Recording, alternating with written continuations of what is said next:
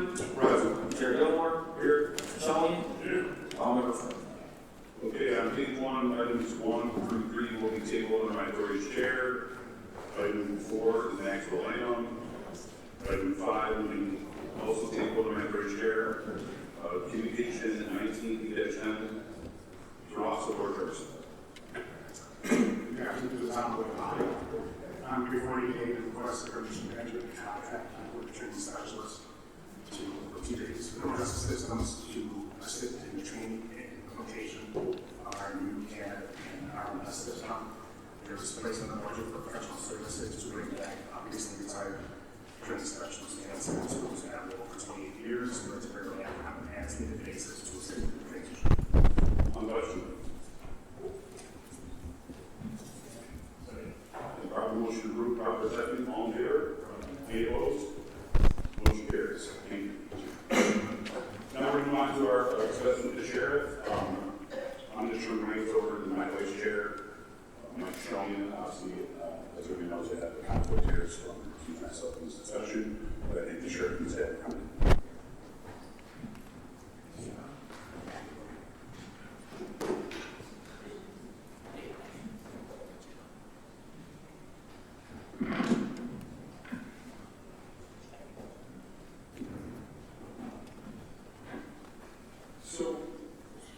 Good morning, Sheriff. How are you today? I sent you a letter to ask me to come into the Public Safety Committee to have a conversation about the accident with DJ Granville in April. We had heard April of 24. You wrote back with it. I think this is a receivable letter, so thank you for doing that. I think the way we proceed is I ask you to make a statement or whatever type of information you want to provide. I'd give you the time to do that right now, if that's something you'd like to do. Well, I appreciate it very much, Mr. Co-Chair, and thank you, Mr. Sheriff. Mrs. Co-Chair, good afternoon, and good afternoon to this honorable body. I'm grateful for the opportunity to speak with you today. I'm happy to finally have the chance to clear up some misconceptions related to the April 11th, 2024 property damage accident involving Chief Granville. As you know, this matter has been under investigation by a special prosecutor until earlier this month. This precluded me from speaking in great detail about the case. As the chief elected law enforcement official of our county, I have great respect for the investigatory process, and I have never and would never make any public statement to influence investigation. Now that the special prosecutor's investigation is over, I thank you for giving me this forum to speak publicly on this case. The term cover-up has been recklessly used for political purposes by some members of the media and other elected officials to describe this incident. I want to be absolutely clear. The Erie County Sheriff's Office covered up nothing. The special prosecutor was tasked by the court with investigating the actions of public officials and the conduct of Chief DJ Granville with respect to this incident. Never did he point his finger at my office and claim a cover-up, nor did he criticize my office and its findings. In a few moments, I will detail chronologically the events. These facts make it absolutely clear that we followed standard procedure and shared information with fellow county officials as it became clear. The crash happened late at night on Thursday, April 11th, 2024. However, no one from our command at the Erie County Sheriff's Office found out until approximately 8 or 9 a.m. the next day. At some point between 8 and 9 a.m. on April 12th, which was the following day, Chief Granville called Sheriff William Cooley, who at the time was out of town with Chief Tim Carney, attending an auto theft conference that was being hosted by the Saratoga County Sheriff's Office. Chief Granville informed Under Sheriff Cooley and Chief Carney of the following. that he was involved in a property damage accident the previous night, that there were no injuries, that he was on duty when the accident occurred, that the matter was investigated by the Buffalo Police Department, that he received a summons for driving the wrong way on a one-way street, that he was not intoxicated by alcohol. Under Sheriff Cooley promptly called me to share this information. Soon after, I had a conversation with Chief Granville myself. He informed me at the time of the accident that he had been under the care of medical professionals for depression and uncontrollable anxiety. Chief Granville decided to avail himself to an employee wellness program, and he utilized his accrued time off to enter an out-of-state inpatient treatment facility for his mental health conditions. Chief Granville remained at this inpatient care facility for the ensuing 30 days. I was not able to talk about any of this information publicly prior to August 15th of this year. It was not until Chief Granville's attorney shared it in open court. Obviously, HIPAA provisions prevent me, or any government official for that matter, from speaking on any matter on employees' health and participation in our employee wellness program, which is confidential. That is the only way such a program can function. On Friday, April 12, 2024, we confirmed with the Buffalo Police Department that they investigated the accident on Monday. Investigated the accident. And on the next business day, Monday, April 15th, as soon as the accident report was made available by the Buffalo Police Department, we obtained a copy and immediately sent it to the county attorney's office, as is customarily done in property damage accidents. Given all the political rhetoric that has surrounded this matter, it's ironic that the Comptroller's Office paid out 2 of the 3 claims associated with this accident prior to December 2024 without raising any concerns. During the initial internal investigation into this accident, I could only consider the information I had at the time. I knew that Chief Granville violated policy by not reporting the crash to the Erie County Sheriff's Office in a prompt manner. I knew what was on the Buffalo Police accident report. I knew that there were no injuries. I knew that Chief Granville had no prior discipline, and I knew he was seeking assistance for his mental health. I came to the determination that this proactive approach to addressing his health, something that is typical in law enforcement profession, and really anyone else in this community, satisfied any need for discipline. As an important aside, the wellness of my staff has been a top priority since I took office as Sheriff of Erie County. Having served as a crisis management team commander, a mental health association of West New York board member, and a homicide detective, I've witnessed firsthand the devastating consequences of untreated mental health conditions. I've seen 15 of my law enforcement colleagues take their own lives, and I knew all of them personally. A first responder mental health needs assessment released by New York State earlier this year shows that 68% of first responders experience stress, 52 deal with anxiety, 16 report suicidal ideations. That's 4 times higher than the general population. Earlier this month, this honorable body recognized October as National Depression and Mental Health Screening Month. This important proclamation suggests to me that this honorable body recognizes and respects that this is a crisis deserving of attention. In March of 2025, nearly a year after the incident, questions arose for the first time about the nature of the Buffalo Police Department investigation of the accident in April of 2024. During the feeding frenzy which ensued, the press obtained a video taken by a resident on the night of the incident.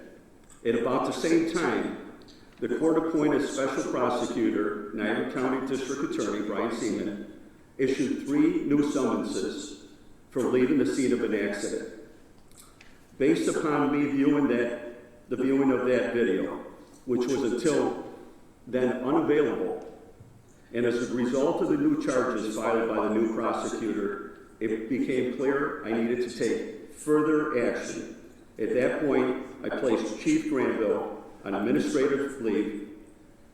When he pled guilty to reckless driving in August of 2025, I placed him on a suspension of 30 working days as a result of his misdemeanor conviction. That's 6 weeks, 3 paychecks. I also informed Chief Granville I felt very strongly that he should repay the county for any claims paid out as a result of this accident, and the fact that he pled guilty to the misdemeanor conviction. I know that you have questions about the vehicle involved in the accident. We purchased the 2017 Dodge pickup truck using seized assets.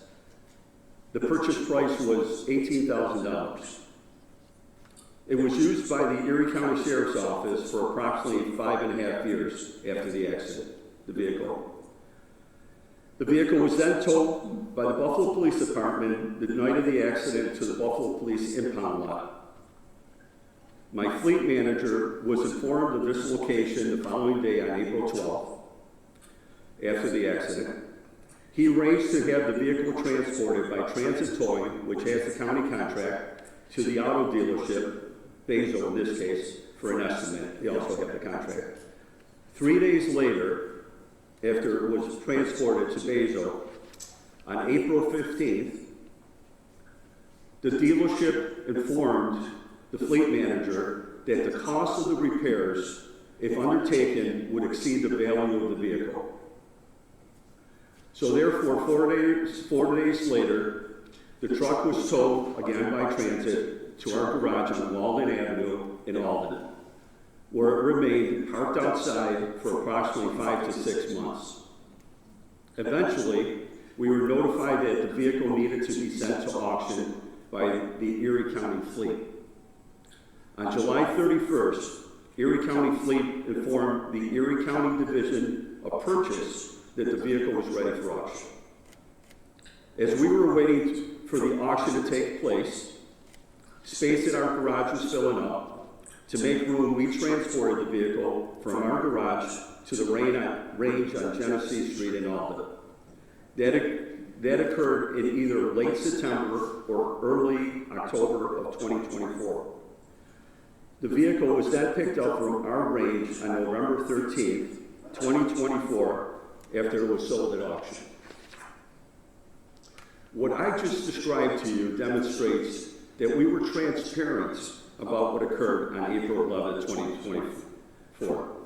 It is clear that many divisions of county government and elected officials were aware of this incident throughout this entire process. Their knowledge of this accident stems from information provided by my office as early as Monday, one business day after the accident, April 15th, 2024, when we followed standard procedure and we sent the accident report to the county attorney. It cannot be credibly claimed that anything was covered up when we made others aware of this accident and followed the standard procedure. I have heard many times this being said in the last several months, that if anyone else other than DJ Granville was a driver on April 11, 2024, the consequences would have been much more severe. Let's think about this for a moment. If any other person experienced a medical emergency while driving, do we really think that they would be dragged through the mud as DJ has in the last few months? If it had been a heart attack, a seizure, or diabetic episode, what would everyone's perception would be? It's really incredible to me that we're in 2025 and mental health is so stigma. In DJ's case, and as stated by his attorney, Mr. Connors, in open court, he was overcome by recently increased dosage of a powerful medication associated with a mental health crisis. I have been told that this evidence that I'm speaking of, the increased dosage, have been provided to the special prosecutor in the form of sworn affidavit from the prescribing medical practitioner, and that the prescription itself was provided to him. In 2 decades as a law enforcement professional, DJ Granville stands out as a difference maker, someone who has demonstrated that he has made our community safer. Last year, he and our narcotics and intel unit were responsible for the seizure of more than 3 kilos of fentanyl, about 15 kilos of cocaine, 50 illegal guns, and the seizure of nearly $1 million in illicit proceeds. The deputies of our narcotics and intelligence unit saved lives under Chief Granville's direction. I do not understand the vitriol that has been directed towards him in the past 6 months. He has been the subject of death threats, social media hate, negative media coverage by some, doxing. This mob mentality is misdirected and misguided. The Buffalo Police Department conducted the investigation and issued Chief Granville a traffic summons. You may have some questions about how the Buffalo Police Department conducted its investigation at the accident scenes. But these are questions that cannot be answered by me, since we were never called to the scene. And we did not conduct the investigation. However, I'm here today. I appreciate your invite, and I'm happy to take any questions that I can answer. Thank you very much. Just briefly, I wanted to touch on a couple of things you mentioned. You talked about you received the accident report the day after the accident occurred. Who gave you the accident report? The accident report was completed by the Buffalo Police Department when it was made available. So the accident occurs early morning hours of April 11th, which is Thursday. We get notified Friday. We inform them to let us know when the accident report would be made available. It was made available on Monday, April 15th. We had a deputy pick it up in person at B District, take it over to the Chief of Police Services, Chief Timothy Carney, who then attached the accident report to an email and sent it over to the county attorney's office. It was received by an attorney there by the last name of Rubin, and then forwarded to County Attorney Jeremy Toll on that same day. I guess you have a pretty large fleet. I imagine you have accidents with cars more than once a year. Is this the standard procedure that you follow when you have an accident with your vehicles? Any car that belongs to the county leader that has been purchased or leased outside even the Erie County Sheriff's Office, if we're notified, we respond. We do the accident report ourselves. Now, there's cases where they're minor fender benders and another law enforcement agency will do the accident report. It's our standard procedure that when we obtain the MV 104, the motor vehicle 104, which is the accident report, we immediately send it over to the county attorney. And then from there, do you don't receive actual insurance claims from civilians whose cars get damaged? That's not our purview.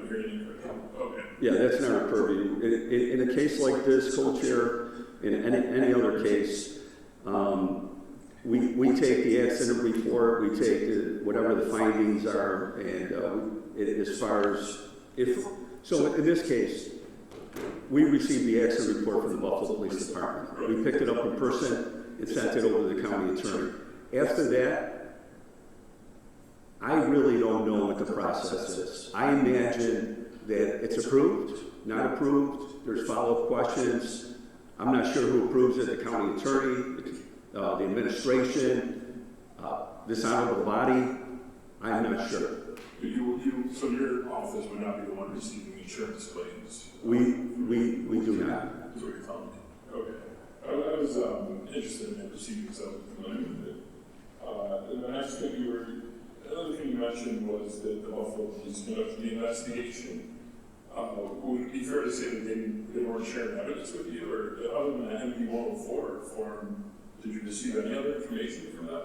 It wasn't clear to me. So the only, so in the time that occurred, we did not receive any information from anyone until Chief Granville called the undersheriff the following day, 8 to 9 in the morning.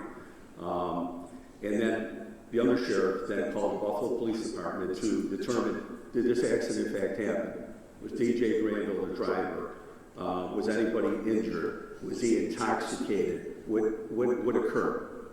And those were the answers given. Now, again, this is something that the Buffalo Police Department investigated in real time, and that's the information we have. Thanks. With regard to the vehicle and kind of the aftermath of the vehicle, at one point you said it was moved out to a garage and the garage was filling up. What was the purpose of that garage? I mean, is that a garage where you store vehicles? Is that a garage where you repair vehicles? So, Can you tell me a little bit more about that? yeah, our garage on Walden Avenue in Alden is the sheriff's police garage. Cars go there to get scheduled maintenance, to get lights put on, or lights taken off to have to go back to the whoever the leasing company is. Any car that's involved in any kind of criminal investigation, we put that car away. The reason I know that this car was at the Walden Avenue police garage was because in our investigation we saw that it appeared in the cameras. That garage has cameras to safeguard the vehicles that are there. Once we were informed by Erie County Fleet and then purchasing that this car was going to be auctioned, then in order to make room, because I've been here before to ask for a police garage, as you know, that car was moved.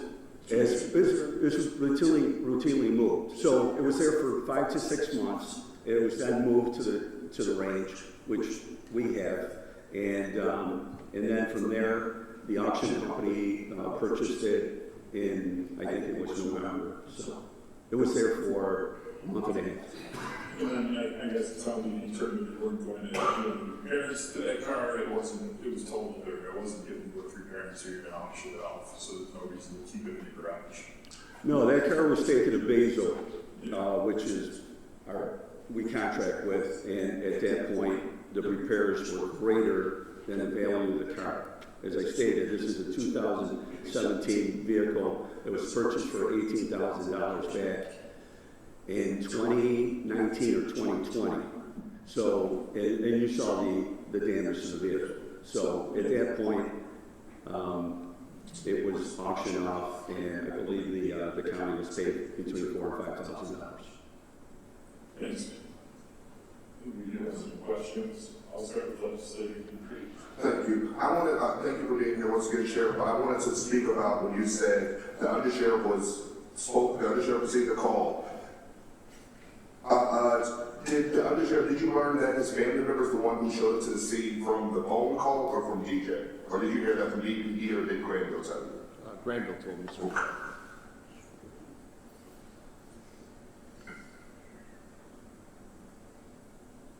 Also, I do want to say, I do want to acknowledge that I know that for the sheriff, you prioritize the community's trust in this.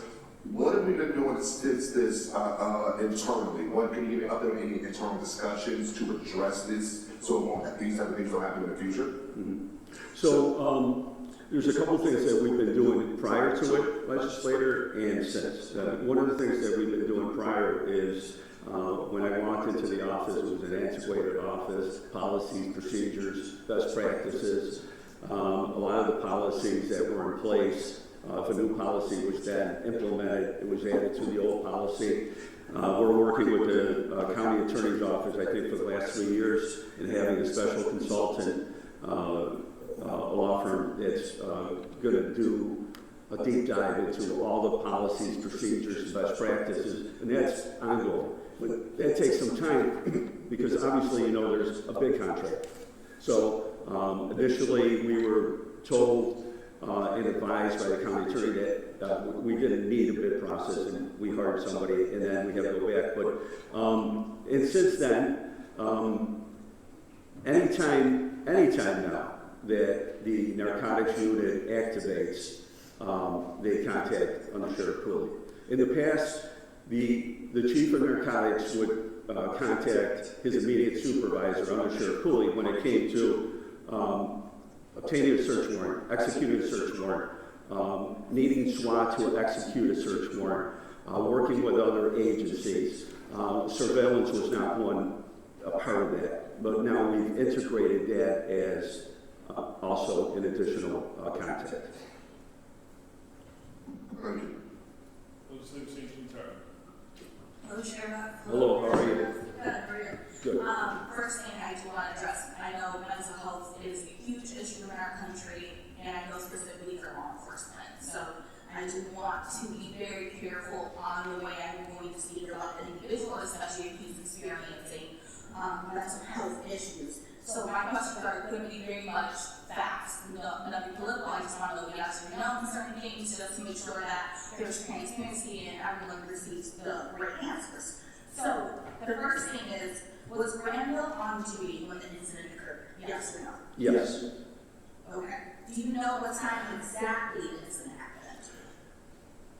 They were on duty, he and his unit were on duty until 6 p.m. that day. And then he went back on right before 11 o'clock. Okay. And obviously he was driving the county vehicle. Usually, is that common for, I know this chief, is common for the chief to constantly use a vehicle, or do they switch off to their personal use? Like, if you can kind of talk about the reason he's constantly driving the county vehicle on that day. So your question is, So if he was at work from 9 to 6, he's using the county vehicle. yes, Did he use the county vehicle all day, or did he switch off to his personal and then went back and got that's his vehicle? it. He has to take home 24-hour vehicle. Okay. And then you said that it was parked, obviously the damage, if it was worth $18,000, like the original Dodge pickup. And Yes. you had it evaluated, you said it's gonna cost more to get it fixed. You know the cost? Yeah, it was what we call the car was totaled, which means the value of the fixing the vehicle exceeds the price of the actual vehicle. Okay. And then after finding out, I know Under Sheriff was the one who received the call first on the next day. And I know usually if someone in your department is in an accident or they ran into an issue or a conversation with another law enforcement agency, they're supposed to tell you guys immediately. Am I correct? In a prompt, timely manner, Okay. which immediately. So you find out the next day after the accident at 8 a.m. Is that correct? That's correct. And was it I guess it was some property damage you mentioned, no injuries, but was the conversation honest in your opinion? Like, did you find out everything you needed to know regarding this accident at that phone call? You know, in my experience as a law enforcement professional, having worked many different scenes, from narcotics to crisis management to homicide, if you're not there at the scene, it's difficult then to make an opinion on what the actual scene and what actually transpired. You mentioned that he was dealing with some mental health issues and he possibly was on a different medication.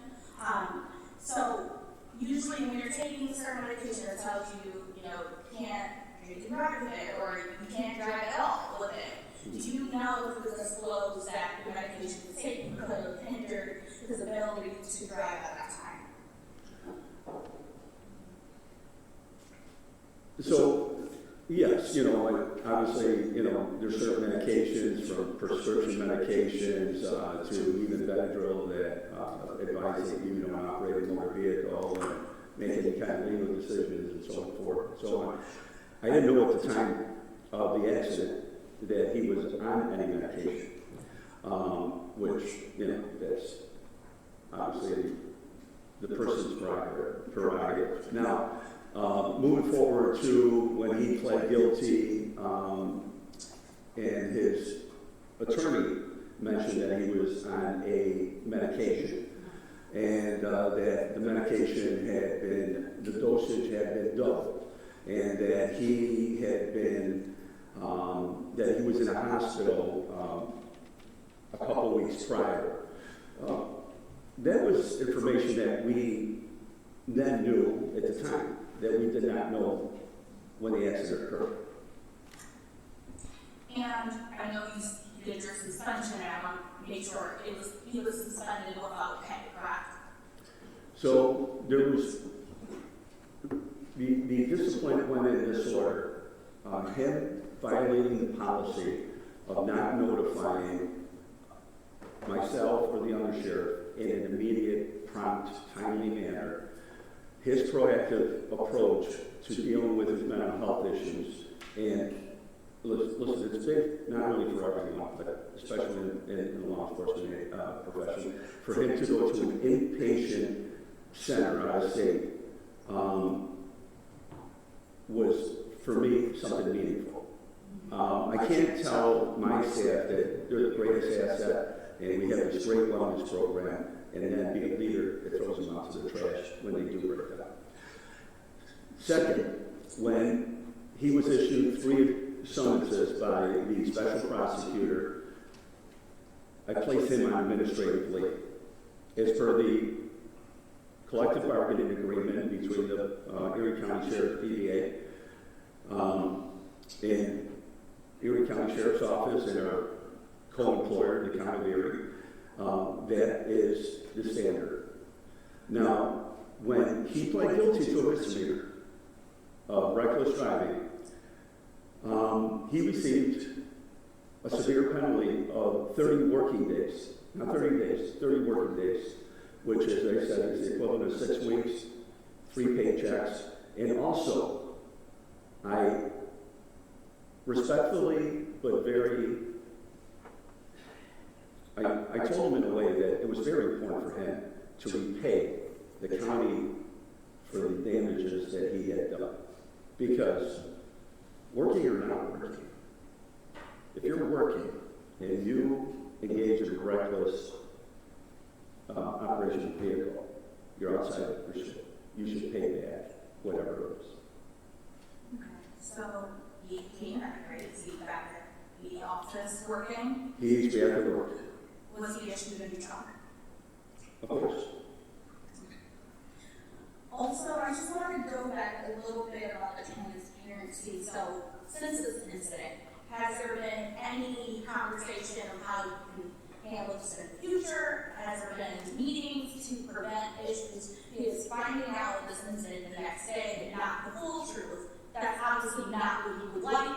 This has been obviously not a great look for your department. So, I guess, what proactive approaches are you doing to prevent things like this? We investigate all county-owned, any accidents involved county-owned vehicles. This is an isolated incident that occurred. It's the first one in my 4 years where it was not reported in a prompt manner. Now, knowing now what I know and not knowing it then, my only opinion is on this is what was the state of mind? What was the state of mind? So everybody knows that if they are involved in an accident in any way, and this is the whole county, be it a plow driver or everybody else, they have to inform their supervisor immediately. The Erie County Sheriff's Office then knows and investigates. And we do a hell of a job. We are called for many injury-involved accidents, fatalities throughout the county that we are not the primary law enforcement agency. That's how well regarded we are. I think, there is an elephant room. Obviously, there is other things that are coming out to the media regarding Chief Granville. I know you're not a stranger to it, but there's also other allegations, are you reevaluating putting him back on the force right now with all these allegations coming out? Specifically, I believe Channel 2 released a case in 2020 regarding stages and narcotics use stage evidence, potentially, allegedly. Be very careful with the wording, allegedly. Is that something that you're reconsidering now? Because I know he is in charge of that department. He is the director of that. So I guess with you mentioned he was a great employee until this incident, and now there's other things coming out. How are you going to, one, approach it and also make sure that the community is not losing trust? I know you're elected, you're in an elected position. So I guess that's my next question. Well, I wrote down a statement regarding that because there were allegations by WGRZ. I believe they're a law firm. I'm sorry, A couple attorneys here. I don't know, Legislator Vinyl, if you read Magistrate Ken Schroeder's review, R&R. Sheriff, you can speak in the mic, I can't hear you. Have you read his R&R? I didn't read Okay, it. so, but we have. Recently, the media reported on a decision from a federal magistrate and district court judge in the Burgeon case. That's a case we're alleging that we're seeking out. I have reviewed Magistrate Schroeder's report and recommendation along with Judge Arcara's acceptance of the R&R. To be clear, neither judge in several decisions in this case accused Chief Granville or any other law enforcement official of any official misconduct. This case involved a multi-agency state and federal investigation. Chief Granville was the leader of the multi-agency team and secured a search warrant to enter a premise based on extensive surveillance and informant information. When the premise was entered, the investigators realized that there were other apartments in the building. Chief Granville directed an investigator to return to the judge, who issued the original warrant and to amend the original warrant. While the amendment was sought, the investigators entered one of the apartments for security purposes. U.S. Magistrate Schroeder ruled that entering the other premise before the amendment was issued was a violation of the Fourth Amendment and suppressed any evidence, including utility bills, which showed that the target of the investigation actually lived at another address. Basically, once you cross the threshold, it's fruit from the poisonous tree. Based upon the magistrate's decision, evidence was suppressed. Motions to suppress evidence seized during an investigation are routine. In my experience, most searches are upheld, but many are not. Once a search is deemed unlawful, the evidence seized during any investigation, which follows from the suppressed evidence, is thereafter also likely to be suppressed. The legal concept, as I just stated, is known as the fruit of the poisonous tree doctrine. It does not imply that a crime was committed by the investigators, but is a constitutional protection that prohibits warrantless searches. Chief Granville and other law enforcement agents testified to this at a hearing in federal court. Chief Granville and his team did not perjure themselves, nor they plant evidence. The evidence was suppressed because the second apartment was entered before an amended search warrant was signed. It should be pointed out that eventually the main target in this case was arrested by Chief Granville, and the evidence seized at the time of his arrest was not suppressed. There was no explicit credibility findings. And DJ Granville is not precluded from rendering testimony as evidenced by the fact that he has testified at local, state, and federal court since the Bergen case. As I understand it, most, if not all, of the defendants in this wide-ranging investigation have pled guilty and are waiting sentencing in December.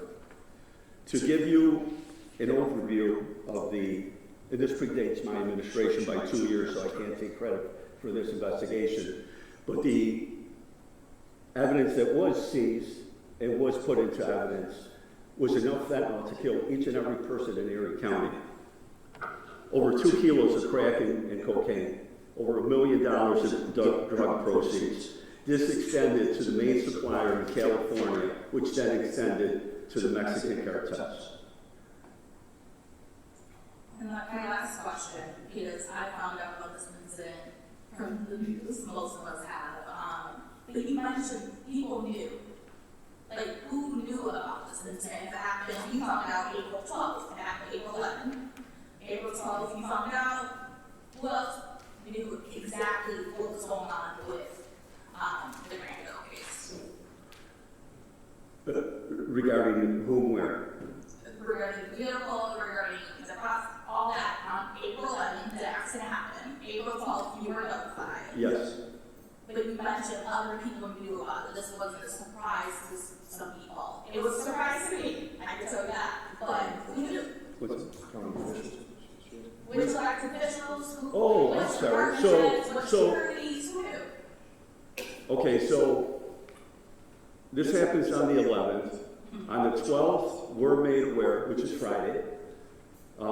We follow standard procedure, which is obtain the motor vehicle report to see what happened, what vehicles were involved. And then that was sent over to the county attorney's office. We find out later that these payments are made by the county controller's office, the ones that have been settled.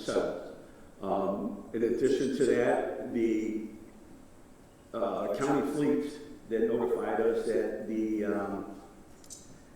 vehicle was to be auctioned, and then the division purchased it. And I imagine this honorable body, as you received all claims, correct? Sure, I want to be very clear. They knew about the vehicle being totaled, or did they know about the incident, how the vehicle got totaled? So that is a huge difference. Because if, let's say, you have a large fleet, right, because you have patrol and everything else.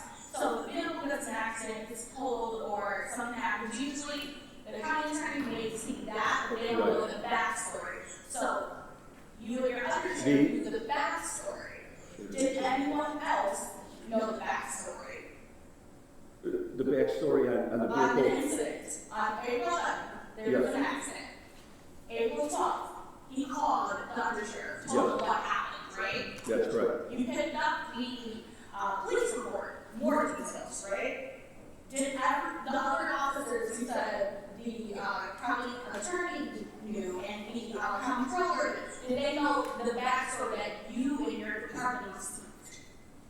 Not that the vehicle was totaled, but did they understand what happened and how it got totaled?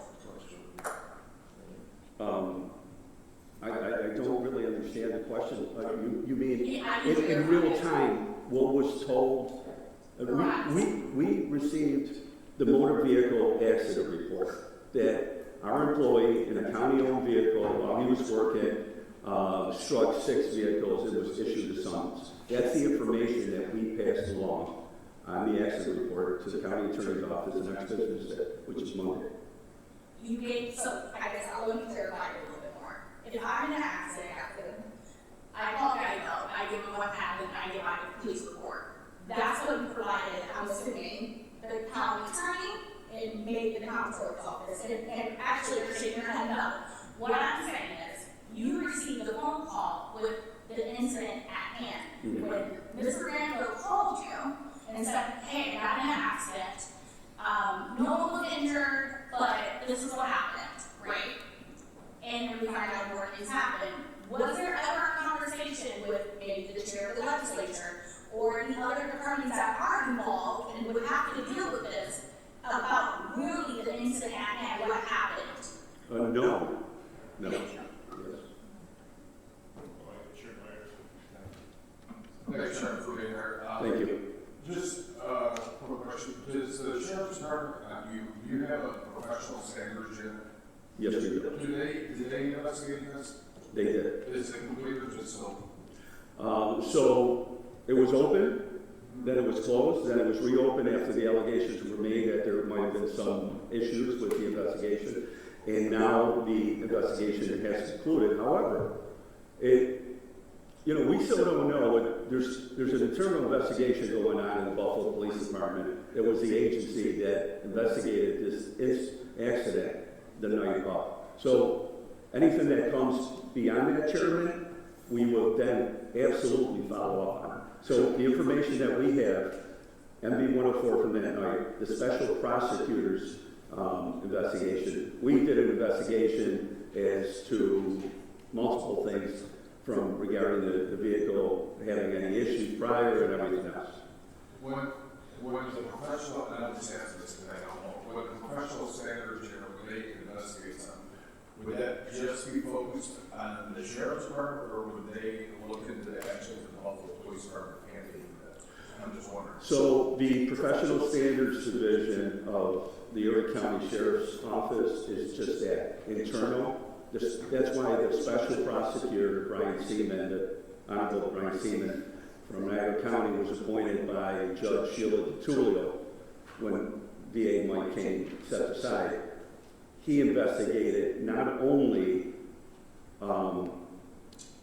DJ Granville's actions, but he was tasked with investigating the officials, which included the Erie County Sheriff's Office and the Buffalo Police Department.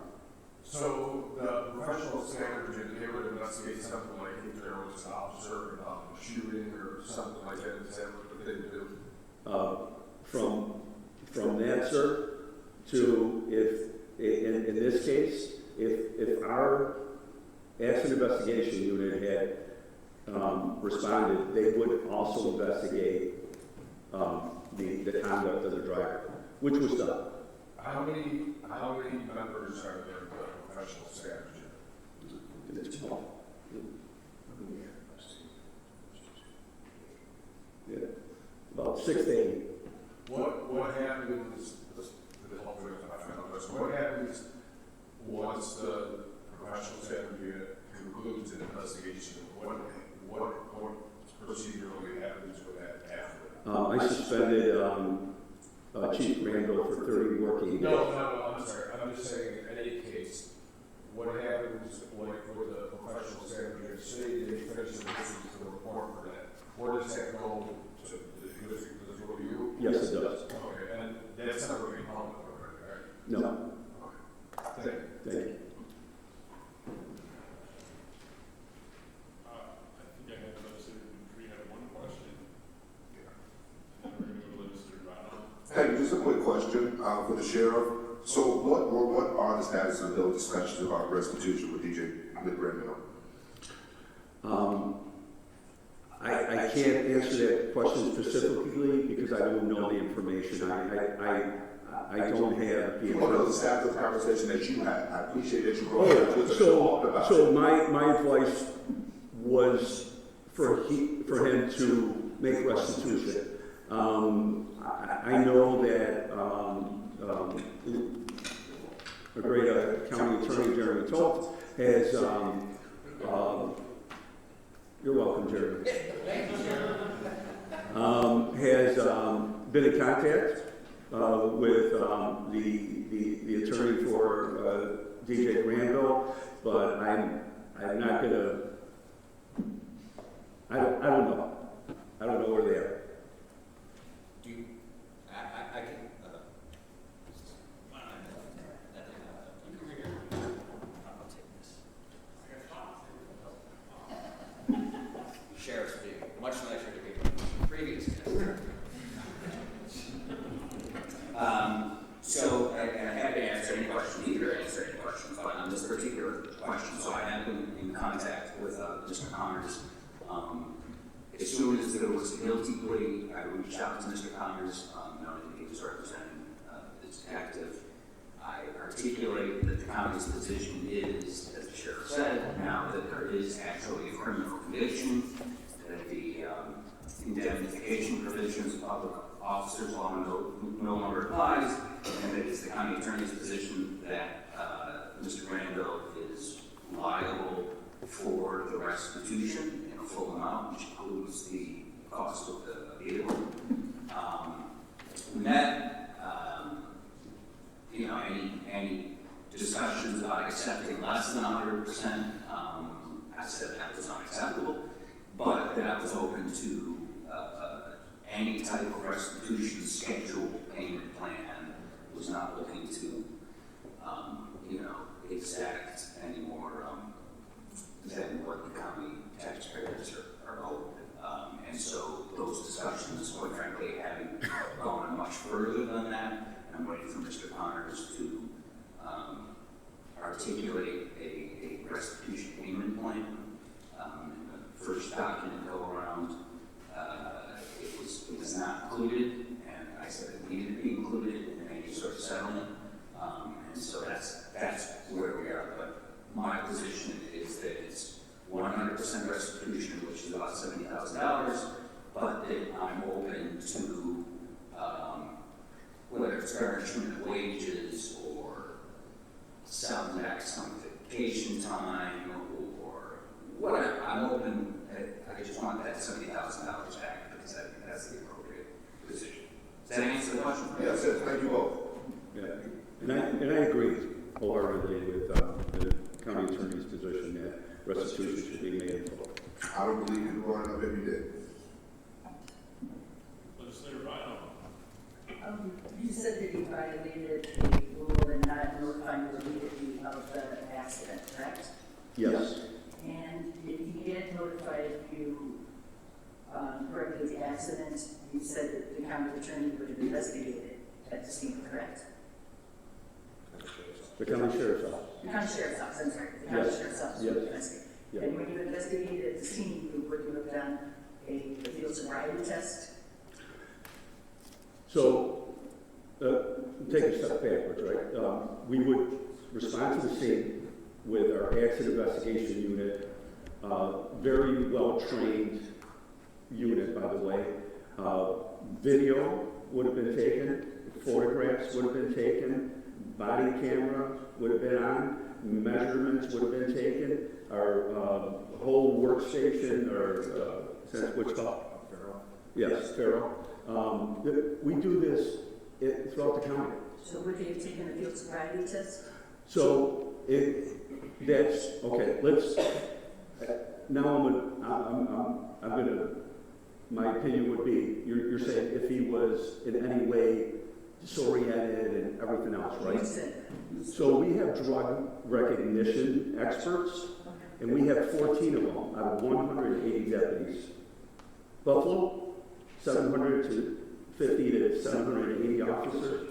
They have 2. So we're called many times by other local law enforcement agencies, and they call the sheriff's office to have the drug recognition experts do a field sobriety test, because it's different from, you know, the times where strong alcoholic beverage, slurred speech, glassy eyes, you know, the whole motor coordination. There's more involved. This has happened within the last few years because people are, you're probably going to be surprised by this, but people smoke marijuana in their cars. There's people that do take medication, and they take a medication for pain. I just had my knee replaced 3 months ago. My wife drove me back and forth, you know, in her car. So when you're under medication, yeah, so there's something that you need to figure out as a law enforcement professional beyond the DWI. So my point is that would you have done the investigation of the field sobriety test for drugs, the drug test? Would you have done that had you been called to the scene? I can tell you this. If it was my employee, if it was my brother, if it was anyone, including Mr. Toll, and they were intoxicated by medication or whatever, they would be arrested. Now, there's been cases, and I've been responding to this, where somebody has a diabetic episode. Now, there's a discretion.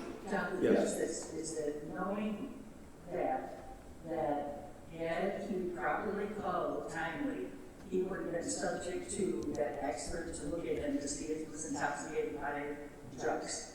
and they would have taken measurements, they would have taken pictures, they would have taken the body, and they would have done all this. It was the fact that he didn't do that, wasn't that a red flag to you, that he was specifically trying to destroy evidence and hide evidence that was, over time, would go away? So if you drive Miss Vinyl, Legislator Vinyl, and you hit 6 cars, it's not your decision if you're going to jail or not. It's the responding law enforcement agency. Most of the time. Right. No, it's your decision? You must have a lot of influence. So if you get in a car accident. This case wasn't his decision.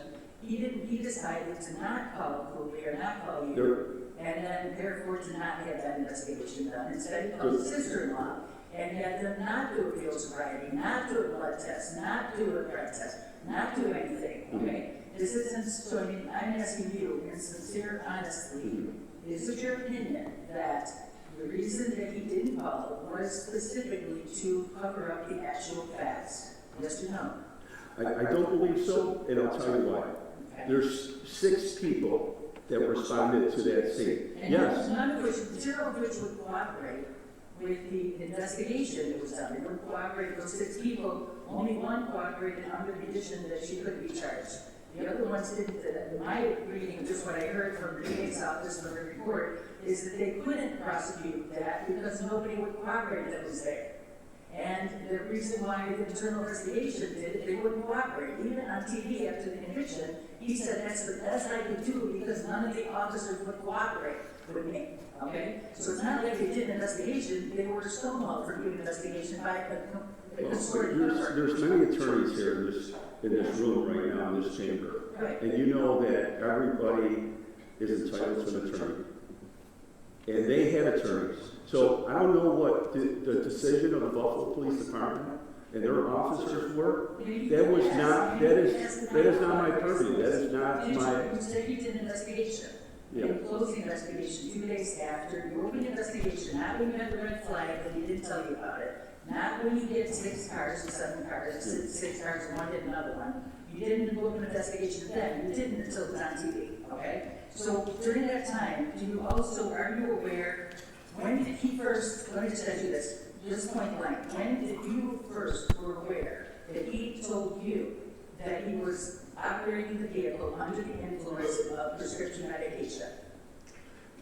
He told me the following day that he was being treated for depression and uncontrolled anxiety. I did not become aware that he was on any type of medication until his attorney, Terry Connors, in open court stated that he was. I'm answering the question. I know what you're saying. You said you didn't know until he told you. I'm saying, is that because you didn't ask him or because he lied when you did ask him? So after he told me that he was being treated for depression and uncontrolled anxiety, the following day he went into an inpatient treatment center for 30 days. I heard that you Yes. You said, you brought up, you said when you made your statement, you said that he was in an accident, which I don't count this as one accident, I counted at least 6 different accidents over 3 different blocks, okay? So he was in 6 accidents in one night, and you said that he told you that he was not under the influence of alcohol, okay? You didn't say that he told you that he wasn't under the influence of prescription drugs, and you didn't say, so that's why I'm asking, the fact that you brought up the alcohol, not the drugs, and you have these specialists that you're rightfully proud that you have, that you spent the time and effort to train, and I'm sure he knew that you had these experts that had the time and experience that you had the time and money to train, did you ask him that night, or the day you found out about it, did you ask him, were you under the influence of prescription drugs? I don't even think I could ask that per HIPAA. Well, you're not HIPAA. You're a person who, had you been told 8 hours timely, you would have been charged with investigating. Okay? And if you had told 8 hours prior, you would have sent in your drug experts to do that. So you're not a doctor, you're not a priest, you're not a lawyer, okay? There's no HIPAA that's preventing a police officer or an employer asking an employee, were you under the influence of drugs when you crashed 6 cars? Well, there's an influence of drugs, which would be in the prescription drugs, they are included in drugs. I did not ask him if he was taking any prescription medication. You asked him that? I did not ask him. Okay, so why didn't you ask that? I didn't think to ask him if he was on prescription drugs. Did you ask him if he's on illegal drugs? I did not. Okay, so why would you not ask someone who was hit 6 cars in one night? Why would you not have asked him as to whether or not he was under, you asked him if he was under the influence of alcohol? And why would you not have asked him, were you under the prescription drugs or were you under the influence of illegal illicit drugs? Because there were 6 Buffalo police officers at the scene, and they gave no indicators whatsoever, any evidence that there was any alcohol or drugs involved in the car accident. Okay, when did you first learn that they hadn't done any blood tests or sobriety tests or any of the tests in the field?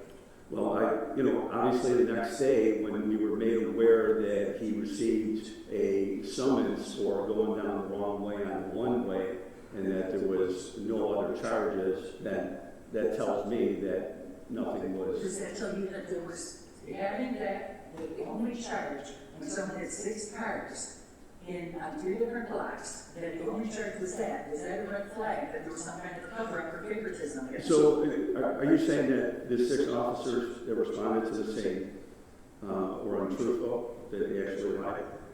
Is that what you're saying here? Are you saying this in an open forum? The 6 officers? I'm saying open forum. Yeah.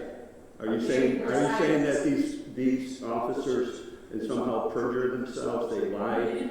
They hid evidence. They didn't cooperate. They didn't take evidence. They let evidence dissipate because they didn't take evidence and they did it on purpose. That's what I'm saying. I'm saying they didn't do it unintentionally.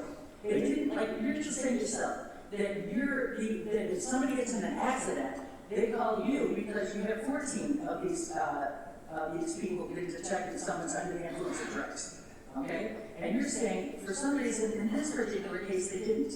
You're saying that in every other accident, you do a full investigation, but this is the only one 4 years that you didn't do. And I'm saying that, you're saying, oh, Courtney, I couldn't do anything because you could open your mouth and ask a person, were you under the influence of drugs when you crashed 6 cars? And that person could say yes or no. And then you could ask them, were you under illicit drugs, were you under prescription drugs, or not any drugs? And that person would say yes or no. And then that's part of an investigation, okay? So then you say that aspect of it. Now you're saying that he was in the course of his employment, okay? So, and I thought that the district attorney in Erie County said that he wasn't in the course of employment. Now you're saying he's with a team of people, okay? So did you contact the other team members and say, hey, you're No, I said that they had worked, they worked until 6 p.m. And then they came back to work. And then he came back to work by himself. Not with the team. That is correct. Okay, and so what was he doing? What was his job at that moment? He was, I found out later when he came back that one of the cases that they were working on was the original case that they were working on during the day, and he was going to find some plates at certain addresses to get the plates. Okay, I thought you told me that it's on the way. All right, well, regardless, I'll ask this, is that so there was no one else he was working with, okay? And at that moment, nobody knew that he was working? No. Okay, so is that standard procedure, that someone's working when no one else knows, his supervisor, no one else knows he's working? So as I said earlier, the chief notified the undersheriff, his immediate supervisor, if they're obtaining a search warrant, executing a search warrant, requesting SWAT to do a entry, if there's anything that, overdose death, something like that, but no, he does not notify the undersheriff of going out to do surveillance in the early mornings of. All right, so when he was in the accident, did you ask him, how did it happen if your sister-in-law came to the scene? Did you ask him that?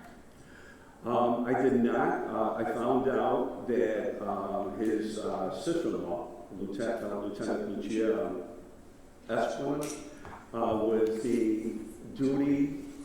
was on duty at B District on midnight. So she wasn't on the road, right? Yeah. She was the lieutenant working that evening at that district. Did you talk to either of the first officers that responded, the two of those officers? Did you talk to them? I did not. And why did you talk to them as part of your investigation? I explained that to Chairman Myers. Our Professional Standards Division investigates our people. It's the job of the Buffalo Internal Affairs Division to investigate the conduct of their officers. Did you investigate, did you talk to her to say, hey, did you notice, here are these factors that you notice that someone's under the influence of drugs, prescription or otherwise? Did you look for those factors? I didn't say, hey. You did not say, What hey, you happened? say, Lieutenant. No, I did not. You say, Lieutenant. So They had an ongoing, you chose so not to let's take answer. a step back. This happened on April 11th of 2024. We were informed on April 12th of 2024. Then fast forward to March 11th, the Ides of March of 25, there was allegations made that there was something maybe that didn't go as it should have, okay? That was the first time, legislator, that we were made aware that there perhaps could have been something. The Buffalo Police Department had an internal investigation going on prior to that. After that, a special prosecutor was put in place to investigate. So that's his part. You didn't talk to any of them. You were here to see. They don't have to talk to me. Okay? Buffalo Police Department. They can. They're the only witnesses that were at the scene that you were not allowed to go to because there was a violation of So I was not going to interject myself in an internal investigation that was being I'm not conducted. talking about the investigation of them. I'm talking the investigation of your officer who was on duty. And now these people are witnesses of the actions of your daughter who's on duty. I'm not saying that by her, coming to that scene, that might be internal investigation. By her telling the officers, stand aside, that might be their internal investigation. I'm saying you're the investigating. You already lost the first 8 hours, okay? You have somebody who was there during those first 8 hours to say, hey, what did you see? We have expert who can tell if someone's under drugs. What did you see? So you did ask her, you could ask her as a witness of the events, not just about her actions or whether her conduct was proper or not, but as a witness to her events. The Buffalo Police Department responded to the scene on April 11th with 6 police officers, one of which, yes, is a system officer.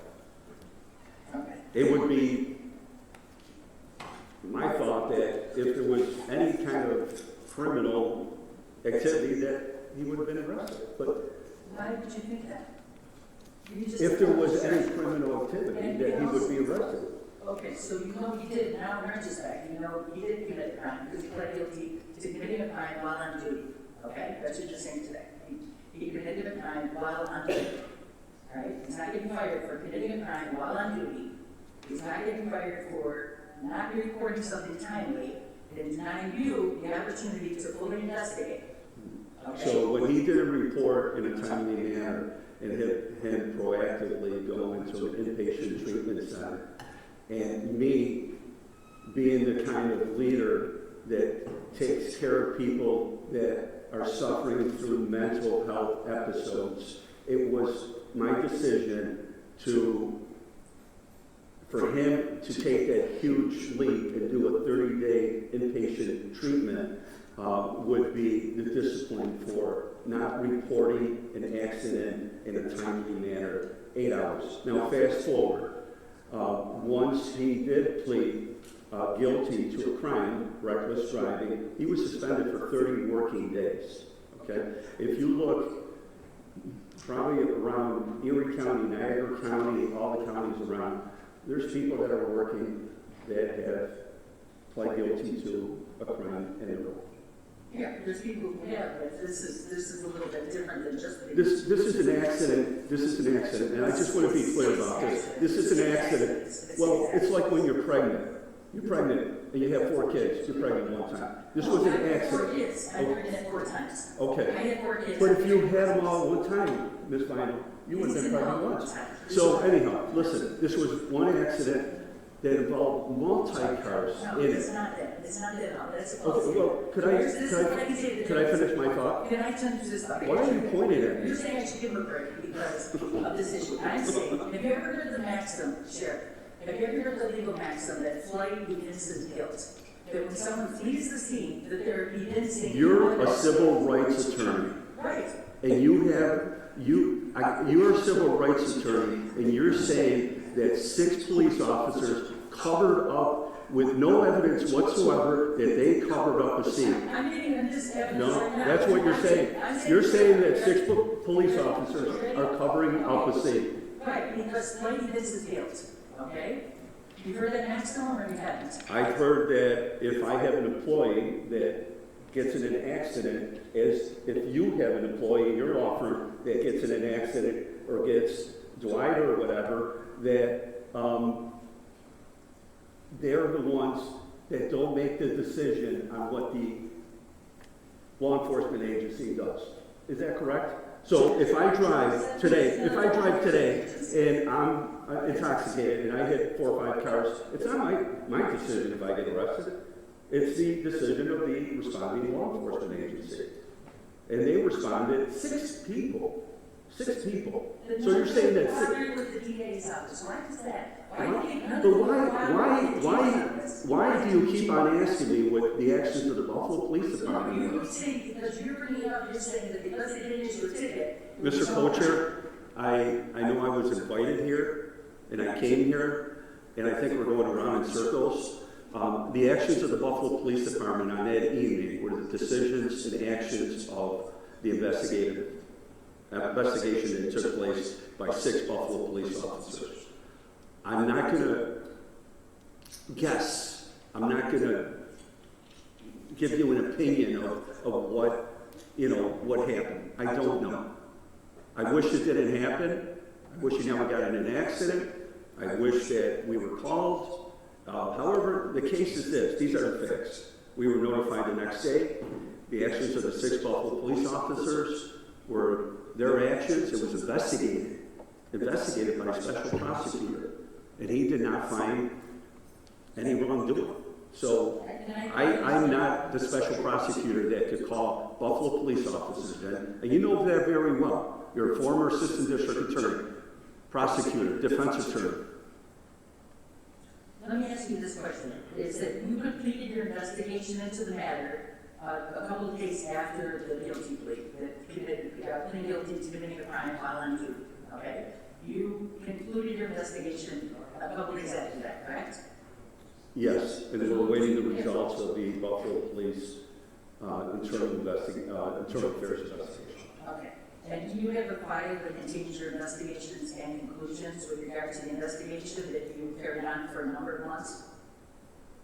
Can you repeat that? Did I do You it? ever filed or continued your investigation and conclusions of the investigation that you were conducting for several months?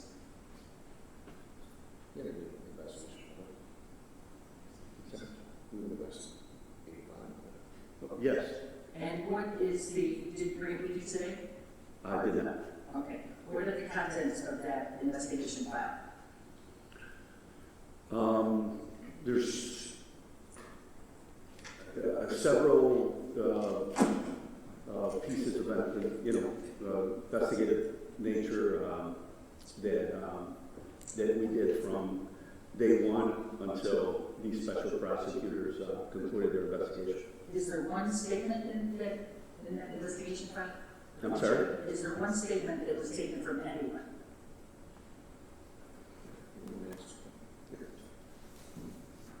The legislator, there's an investigative file. We looked at the actions of our personnel as it related to this particular accident. Where did you look at did you take a statement from him? From Chief Granville? From any, what statements did you take? Chief Granville made a statement. And was the statement? I made a statement. Chief Conner made a statement. Was the statement subject to questions? You asked questions and then you gave a statement? Yeah, in some instances, yeah. We wanted to see, we wanted, to establish a chronology of events with respect to what we knew and when we knew it. Okay. So did you ask Granville if he was under the influences of legal or illegal drugs at the time of the accident? I did not. I asked him if he was drunk at the time of the accident when he first called me, and he stated he was not. So I said, well, what was the disposition over there? He said BPD investigated the accident. They issued me a summons for going the wrong way on a one-way street, which incidentally is a common investigative technique used by law enforcement. I can tell you from my own experiences, having cut my teeth on Buffalo's West Side as my first assignment. It's a lot of one-way streets, and I've probably driven hundreds of miles the wrong way. Now, with it comes some inherent risk, right? So that didn't particularly jump out at me as strange that he was going the wrong way on a one-way street. But he elaborated that BPD investigated the accident. He was issued a summons. The vehicle was towed by BPD to an impound lot, that he had self-activated that night and was working surveillance. So, you know, to put it in temporal context, nothing seemed crazy to me. I also, you know, full disclosure, envisioned an accident where he was going the wrong way on a one-way street and was maybe squeezed off by a motorist that's going the right way on the street, and it led to some sideswiping. Now, you fast forward, and video evidence becomes available that does not depict that, okay? And if you scrutinize the MV-104s, you can look at them all you want. I can tell you, as a supervisor in the Buffalo Police Homicide Squad, I always made it a point to go to the scene, because if you didn't go to the scene, you'd be disadvantaged thereafter forever. So why did you go to the scene? The scene was gone. No, I mean the day after. I was in Saratoga County, but I did not go to the scene. But the scene was gone. Okay, the vehicles were towed. It's a property damage accident that got cleaned up. So I guess my question is like, so you're saying you didn't know? yeah, but just let me continue. So we didn't respond to the scene. We weren't alerted in a timely fashion where we could have responded to the scene. I can tell you this: we were disappointed we didn't, because we wouldn't be here today. Okay, we would have the answers. So we were put at a disadvantage by the way this happened, and that was taken into consideration, legislator, with his punishment. Right away I knew there was a significant policy violation, okay?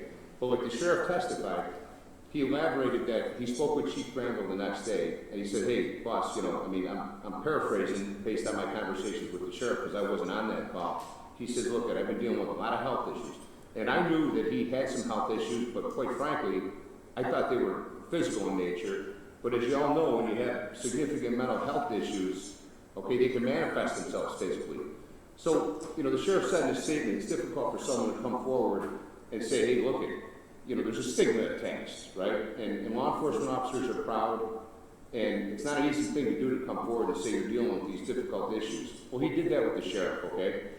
He's been a real top performer in our agency and on behalf of our community, and he went away and got himself the help he needed. Upon his return, legislator, he did a fantastic job. And we're glad to have him back and glad to have him healthy, okay? So, you're asking us, you know, what did we do at the time? We didn't have the opportunity to go to that, so we accepted the Buffalo Police Department investigation. They were there. There were 6 of them, okay? Now, in March of 2025, this investigation becomes scrutinized, right? And then, you know, almost contemporaneous with that, this video services. Well, that was something that was never made available to us, okay? We could see there was an issue, okay? And then Terry Connors explains the issue at hand in court, and that makes sense, okay? Because I can tell you, when you watch that video, you realize someone's overcome by something there. You know, there's been a narrative that he had been drunk. Okay, I can see why someone would form that opinion. But if you weren't at the scene, you really don't know for sure. So a lot of this stuff has been based on media insinuations. No one's ever provided any evidence to us, okay, that there was any indicia of alcohol use or that he was drunk. But what we do have, and what's been demonstrated in the form of an affidavit from a medical professional, in accordance with DJ's testimony or his assertion to us, is that he was on these powerful medications. I don't know how powerful they are, I've never taken them, but it's my understanding they're powerful, and if you watch that video, that's what took place. So we're kind of going around in circles here. You know, we did our utmost with this case. but we were at a disadvantage because we never were able to respond to the scene. I think we answered the question. The question is this, my question is this, though, you didn't answer. Just one more, we're gonna move on off of that too, so I had a lot of numbers in there. Okay, the thing is that there's we asked, were you drunk? So then somebody says, no, I wasn't drunk. You say, were you drinking at all? Maybe you might say that. How many drinks do you have? Then you say, were you under the influence of drugs, illegal or illegal? I just don't see that question what you answered, especially the next day when he said. So I'll answer the question because I was the one that first was alerted to this by Chief Granville. Yeah. I didn't ask him if hey, were you taking prescription medications? Yes. Were you taking illicit drugs? I didn't ask him. He's the chief of our narcotics unit. Okay, he's had an integrous career. It's not a question I asked. I know, in retrospect, Monday morning quarterback would say, oh, I should have asked this. I didn't ask him that at that point in time. But we know now that he did. Okay, but really, if you think of it, if there wasn't a drug recognition expert on the scene, I don't know that they could even make that arrest. And the sheriff mentioned, I think there's 2 in the city of Buffalo. That could have changed since I left, but there's 2. Does anyone in this room think there's a drug problem in the city of Buffalo? But they only have 2 drug recognition experts? We're a much smaller agency, and we have 14, and we lend collateral support to agencies throughout this county with regularity. You say that, though, makes me think more than I ever did, that he knew that, and that's why he didn't call you, because if he knew that. Well, you're a civil rights attorney. Police officers have civil rights. If you want to know the truth, the only one who could have provided that evidence against himself at that point in time would have been him. I get you. Okay, thank you. We'll come back. Let's do it right. Okay. Sheriff, thanks for coming. Thank you. You withstand a bunch of tough questions and then your staff. And you should be commended for coming, first of all, because we asked you to be here. You came on your own free will. And I understand you're doing the best you can to answer these difficult questions, so I appreciate that. But I have a few more. Let's talk a little bit about what we do now, because there seems to be a lot of blame being shifted towards the local police department. So let's not go there, because we're not the local police. It was reported that you said he was on duty, and then there was a conflicting report that came out by the controller that said he was off duty. Could either the controller's office or the sheriff's office clear that up for me? Yes, sir. So, the day of the, thank you. The day of the accident, which was April 11th, was in the early morning. They, meaning the Narcotics and Intelligence Unit, had worked until 6 p.m. Chief Granville then went out to do surveillance as he's a hard lawyer guy. He does it all the time. He went out again. So the following day,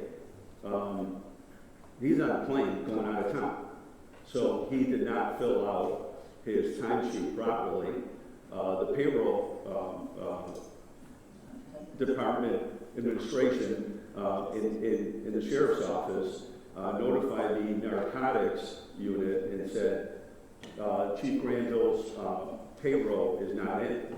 So at that point, subordinate sent an inaccurate payroll sheet into our payroll office, not showing that he was working that day because legislator, he never filled out his timesheet. So it went into SAT.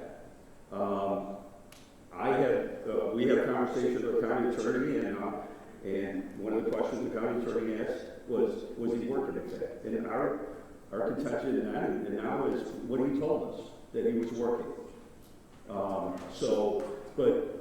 Is the SAP inaccurate? Yes, it is. Okay, it's the first I heard that he was on the plane the next day. What? I'm sorry? It's the first that I heard that he said he was on the plane the next day going somewhere. Saturday. I think he left that Saturday. This was Friday. That was 2 days later. So, yes. So this happened at 11 something at night on Saturday. He was on the plane out of state. 2 days later. I'm sorry? 1 day later? Well, you know. Following the accident, within 24 hours. So following the accident, you notified us Within at 24 hours of the accident. 8 or 9 o'clock in the morning. 8 or 9 o'clock in the morning. So And you then guys at that point, so you talked to him from the plane? I'm sorry? You guys communicated with him from the plane or the place of his destination? I communicated with our wellness director, and it was, relayed to me that consistent with what DJ told the sheriff, he was in fact lined up to go out of state to an inpatient facility. Your question is, did we speak to him while he was at the treatment center? Is that your question? No, I didn't. Oh, I'm sorry. I didn't know where he was going. You said he was on a plane. I was asking that was the first we've heard of. You Yeah, said he was on a plane. Well, as I said, he availed himself to our wellness program on Friday. Okay, so why did he enter a drug rehabilitation program when he wasn't, when he didn't? Well, that's inaccurate, sir. You're saying a drug. This is for medical, and here we go with the stigmas again. What kind of Well, treatment was it? listen, our people go down for depression, anxiety, PTSD, trauma. People, I'm sure, go down for alcohol and so So you forth. have to understand, those are different treatment centers. Yes. So you don't know which treatment center he went to? So within the treatment center, there's different Yes. different units. They deal with your issue. Yes, yes. And you don't know what the issue was? That he was being treated? It was a mental health issue. Okay. Yes, Okay. yes. Does the controller's office want to have any input on off-duty, on-duty statement that was made? The only input that I have, sir, is that SAP records reflect that Daniel Granville was paid for time from 1,500 to 1,800 hours on April 11th. That time was entered on April 19th, so 8 days after, and it was entered by a clerk who I presume works in the sheriff's office. I would note that you have you have the ability to correct your time record, I believe up to 30 days. That is a personnel policy. So if anybody's time is input incorrectly, it can be modified. And that would be a question for personnel as to how that is handled, but my suspicion is it would be reflected in the overall record. I can say that his pay stub did match, and I did not see any adjustments to his time at any time in the future. Sheriff, when the accident occurred roughly around 11 o'clock at night, from the time that he was off duty to the time he went back on duty, do you know what he was doing, you know where he was coming from? I don't, sir. Okay, so at 11 o'clock at night when the accident occurred, you don't know where he was coming from, and you said he was going where? Going where? Yeah, where was he going at 11 o'clock at night? He was going to check some addresses to get some license plates. In the neighborhood he lives in? I'm not going to speak to that. Okay.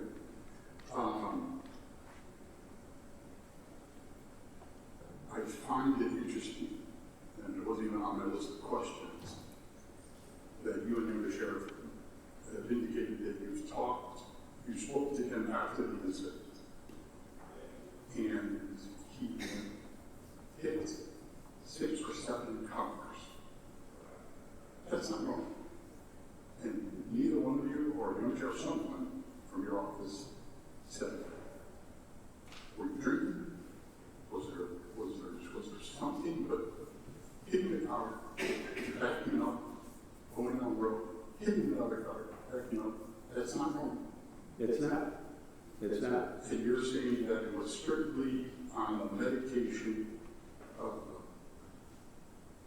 issue, medical. That's what the his defense attorney and a medical professional in an affidavit, and whoever prescribed the medication and the prescription for the medication was all given to the special prosecutor. That's how we became aware that he was on a strong medication which had been doubled in dose after he had some physical issues due to whatever anxiety and depression he was suffering and went to the hospital, and then the medication was killed. Now, I don't know what the medication is. I could guess as far as what medications there are, and but that's not a question the next day that I thought to ask somebody who's been a solid person for 20 years. My question was, were you intoxicated? What happened? So you did it. What's that? So you did it. If he was intoxicated? Yes. I did ask that question. Asked the undersheriff, because that's a question you would ask. I wouldn't ask, hey, were you on some sort of medication or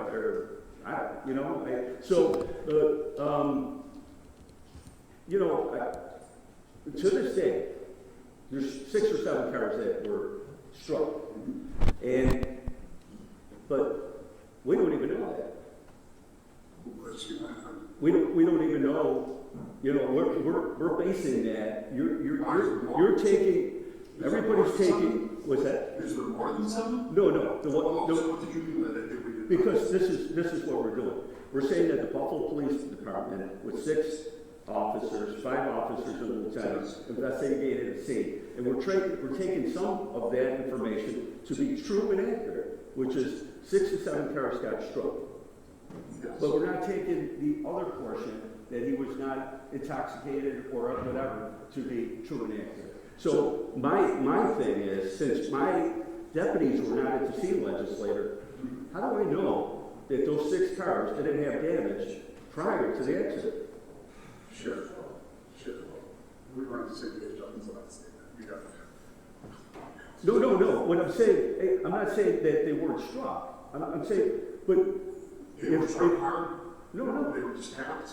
I mean, I'm not sure what you're saying. What I'm saying is, the investigation was done by another police agency. Understood. So with that being said, how do I know, because we're asking questions, was their investigation true and accurate? Well, let's put everything on the table. I don't know.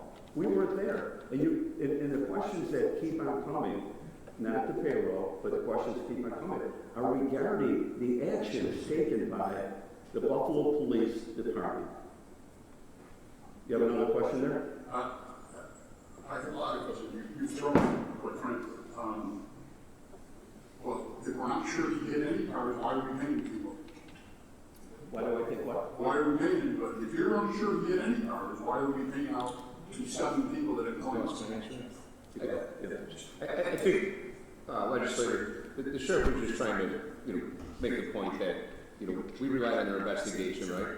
And if certain aspects of it are conveniently omitted and we think they're faulty, but other aspects, there may be other aspects to be looked at. Now, is there an outside chance someone might have piggybacked on a multi-car accident? I've seen that happen in my career. Am I saying I think that's the case? We're not saying that, okay? So I mean, sure. What I'm saying is, you're taking some of their investigation and saying, that's true and accurate, right? But other portions, you're and listen, I don't want to come across the wrong way, okay? But are we saying that because he's a South Buffalo Irish cop, he had to be drunk? What? Well, because we're talking, we're going around in circles, and for some reason, you don't believe his attorney. I said that here. Well, but My father's from South Buffalo. He's a Kennedy. Look out. You're going down to that path, Sheriff. That wasn't, no one here said that. My next question is, has anybody, I think Mr. Cooley knows where I'm going to go too. So, the point I'm trying to make is because, there's this implicit bias going on that the only way that he hit 6 to 7 cars is, he's a cop, he had to be drunk, his sister-in-law probably took care of him, and this is the narrative. Now, this is the narrative. But the problem is, this is what happens. The Buffalo police officers, you're contending that they were not truthful that night. And you're asking the sheriff's office, this body, some of the questions. Oh, Ms. Feynman. That's fine, yeah. All right, I feel like we're going in circles here. Legislator Rodrigo. G, please. Legislator Rodrigo, go ahead. Thank you, Chair. I appreciate it. I want to thank you guys all for being here. I realize that, we haven't had the opportunity to have this conversation publicly, and I think, your opening statement gave a lot of information that prior I didn't know, and I, did not have all the facts of the situation, so it's helpful to know. My first question was going to be about the on-duty and off-duty, which I know in the public that is very confusing. It seemed like there was a lot of confusion between your office and the controller's office. I just want to be clear, I do not expect you to answer any questions on behalf of the Buffalo Police Department. You are the Sheriff's Office. You are independently elected and only control happens in the Sheriff's Office. I understand that if Chief Granville did not reach out to you immediately, you did not get the opportunity to respond.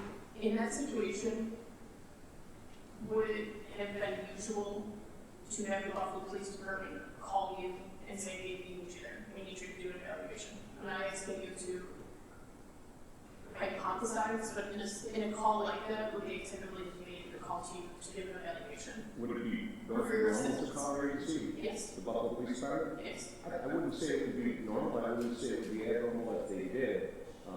This particular instance, it didn't happen. You gotta remember, it's midnight, and, they handled the investigation. Having spent, the sheriff and I both spent our careers in the Buffalo PD, even a multi-vehicle property damage accident oftentimes just is not a priority. And I don't want to say they take it lightly, but the reality is they're inundated with much more higher priority calls. So your office There's did not. significant actions, so. And I so you did not have the opportunity to be there on the scene, correct? No, You did not have the opportunity to respond on the scene, correct? we do not. Okay. The next day, as soon as you found out, you called the sheriff. Then on Monday, one business day later, notified the county attorney's office with the incident report or the police report. It was an email, so the accident report was attached to the email on Monday, the next business day. As soon as we had it in pocket, it was sent to the county attorney's office, and it is procedure. Once that is filed with the county attorney's office, as far as liabilities or damage, if there's any claims going to be made, against the county, is your involvement at that point over once you have handed that police report off? Because it isn't out of the county attorney's office? Yes, unless there's any follow-up questions by anyone. Okay. I have a question for the county attorney, if you don't mind. When you received this report, what is the standard operating procedure of what would happen and who would be notified from that? And thank you for that question, because my office was also sort of accused of covering up, so I want to be clear about exactly what we did, and if this body wants me to change anything, we certainly will. So when a police report of that nature comes in, where we know there's likely going to be claims filed against the county, it goes to our property damage person. We call it a department, but it's really just one person. At the time, it was Aaron Rubin. So we got this police report, and it seemed, quite frankly, strange. And so I was aware of it when it came in. But essentially, we don't do anything with that report until they notice the claim comes in, until somebody's seeking restitution. And then at that point, we do sort of our normal due diligence, which in this case involved getting the police report, which we had, but then talking to the detective, reviewing any documentation that the claimant gives to substantiate the cost, and we make a decision based on that, whether or not we need to pay out the claim or reject the claim. Sometimes we'll negotiate a settlement, but in this case, given the facts that we had, which as the sheriff said, I mean, those are the facts we had. The facts that we had at that time were on duty, no criminal conduct, and those are all the facts we had. So with property damage, it's a little bit of a clarification here. So all notices of claim of discrimination and personal injury are filed with the county legislature. We do not send across the street the property damage claims. And so this body was not alerted because this was a property damage claim. We base that on, there's a resolution from I think the 90s that the legislature passed asking for all lawsuits to be filed. And the interpretation of that before I was here was any notice of claim with personal injury or discrimination or an actual lawsuit. Keep in mind, the notice of claim is not a court document. This is pre-court filing. So property damage claims, which are usually $2,000, $3,000, $4,000, $5,000, $6,000, we do not, if we are wrong, we do not force people to sue us. We pay out on those claims if we have no defense. And in this particular instance, we didn't have a defense. And so we made the decision internally, despite some of the red flags that we just, as members of the public, were reflecting on. We had no criminal conduct. He was on duty. We had damage to private vehicles, and so we paid out the claims. So we haven't paid out all the claims because it takes time, and then once the criminal investigation was open, we stopped paying out the claims. Because once you're a criminal, if you're convicted of a crime, we're no longer entitled to defense and indemnity under public officer's law. But for those first 2 months, despite the strangeness, let's say, of the incident, the county attorney's office does not conduct independent investigations. And I don't think you want us conducting independent investigations. We rely on the information that the departments give us, employees give us, and do the best we can to defend the county. And in this case, that is exactly what we did. If this body wants me to start sending over all the property damage notices of claim, a lot of which are handwritten, I'm happy to do that. It is not a practice. It hasn't been a practice since, for the 13 years that I've worked here. Does that answer your question, legislator? I mean, can I answer any more questions? Because I feel very strongly we did. I mean, and just so it's clear, the only reason I was involved in this particular property damage was because it was a strange set of circumstances. So who did you have conversations with about the strange set of circumstances? So Aaron Rubin, as property damage attorney, spoke directly to Detective Granville. And I remember him reporting to me saying something like, if he's covering something up or if he's lying, he's doing a really, really good job. That was Aaron's report to me. And then I just followed up with, I don't remember exactly who, maybe Chief Carney. I wanted to confirm in writing that he was on duty. And once I got that confirmation, that is what we were left with. We were left with non-criminal conduct, on duty. We did our due diligence. I did learn today why the accident investigation unit wasn't involved. That was sort of the question I always had. Now I've learned why that wasn't the case. But aside from that, you don't want, I don't believe you want the county attorney's office questioning employees, questioning departments. That's not my question. I'm not asking if you're questioning departments. I'm asking if you had any conversations with the controller or the county executive's office about your concerns. No, I didn't. We treated this, we made the decision, I made the decision very early on to treat this exactly like I would treat any other property damage claim. I did not alert this body because, there's unusual circumstances. I don't think it would have been appropriate for me to run next door and tell the county executive, I'm not in the gossiping business. I've got to represent each and every officer of this county to the best of my ability. And so I did not alert the county executive. Because I don't alert the county executive. We get dozens of property damage claims in all the time. I didn't run to the controller's office and say, hey, you'll never believe this. And towards that point, the controller pays out all the settlements that They don't have a choice. I signed a settlement agreement. They don't get most of the documents. They have no idea what I'm settling. That isn't their role. So, you know, they didn't know what they were paying out, and they never know what they're paying out. That's on me and my team. But no, I did not alert anybody. We talked about it internally, very deliberatively, how we're going to treat this, and we decided very consciously to treat it exactly as we treat every other property damage claim, which unfortunately there's, you know, many. Did you get a notice of claim regarding this? So in the end, we got, I believe they came in, I think there's 7 separate notices of claim and or index numbers. We settled all the notices of claims. The index numbers came in as subrogation actions from the insurance company, meaning they paid their insured money to fix their car, and then they sued the county to recover that cost. And I have not paid out all of those again because we were waiting. You know, it's that criminal investigation and then the conviction, and so I'm sort of slow rolling it as I deal with Granville's attorney to get restitution. So you get the notice of claims, you get them, and they seem strange. You settle it. That's independently happening within your office. There is no other accountability or sign off that's happening on it. No.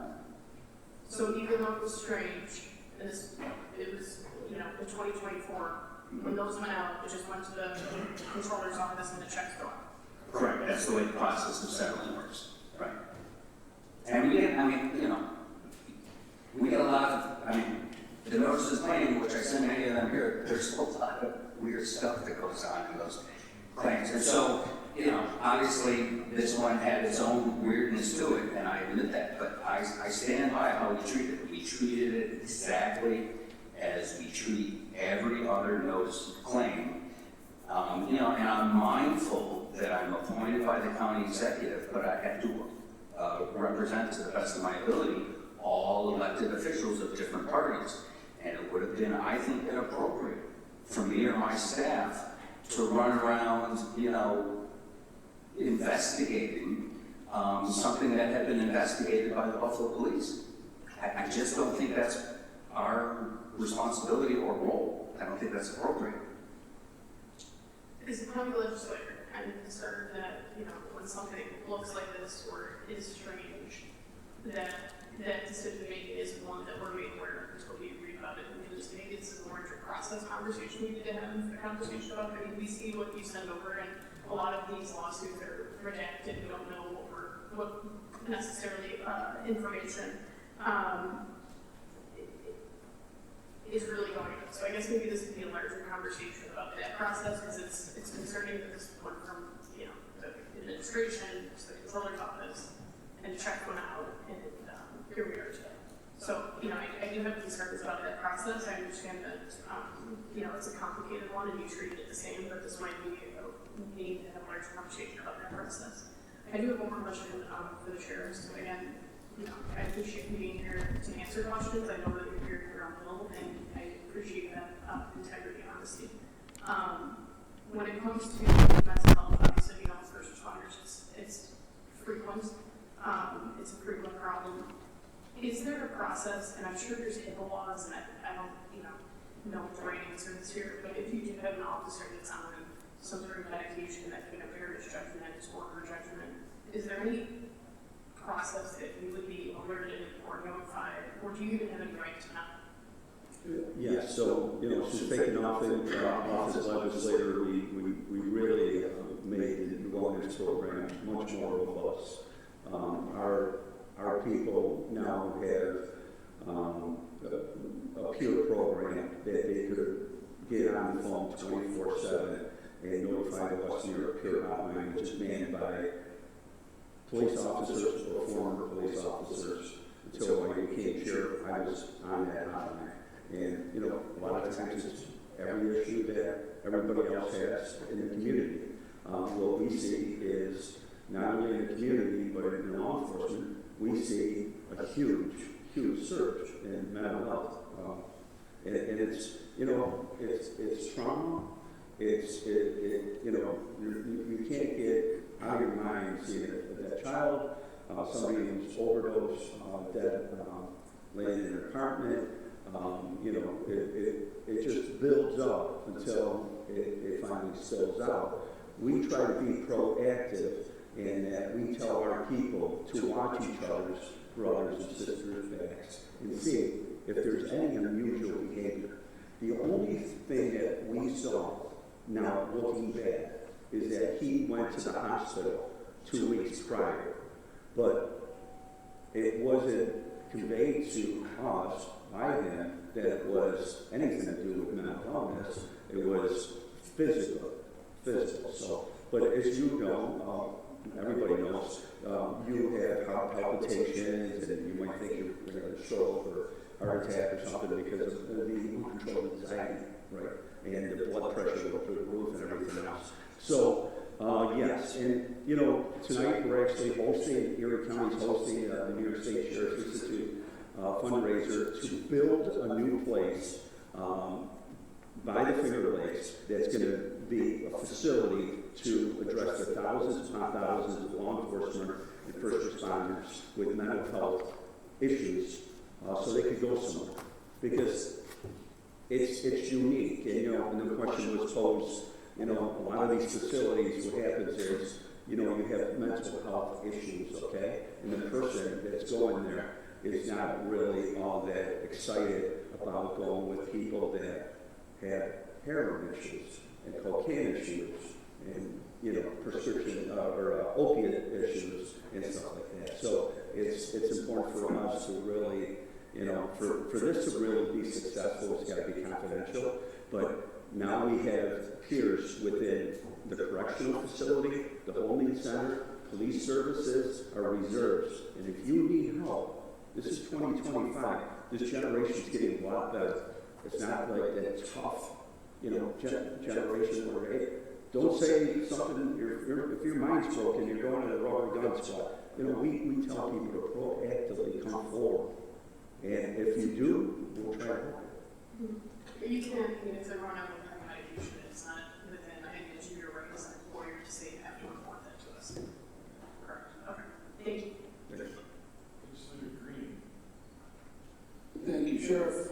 Thank you for being here. I'm not really sure which direction I want to go right off the bat, but I think I want to just touch base on mental health aspects.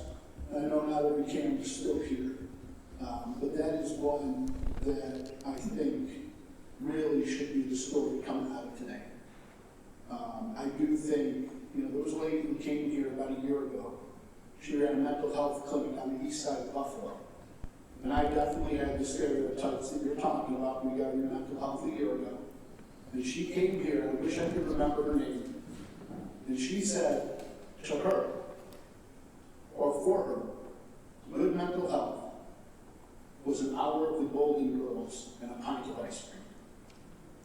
And that was my kind of light bulb moment that we're not talking about severe mental illness all the time. We're talking about stress levels. And I can, you know, all of us here at the legislature, usually most of us have second jobs. You know, I got to make up, you know, 8 hours a day that I'm missing. I got kids in sports, I sit on boards, I got, you know, 10,000 things to do. Anxiety builds up. And if you don't have some type of outlet, if you don't proactively try to take care of yourself, then that anxiety builds. It impairs your judgment on how you act day to day, on the job, off the job, in your relationships.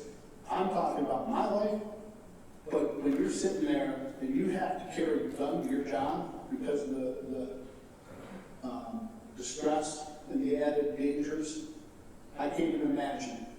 You know, and then you talk about how it's 4 times the rates of you know, the civilians. It makes sense to me.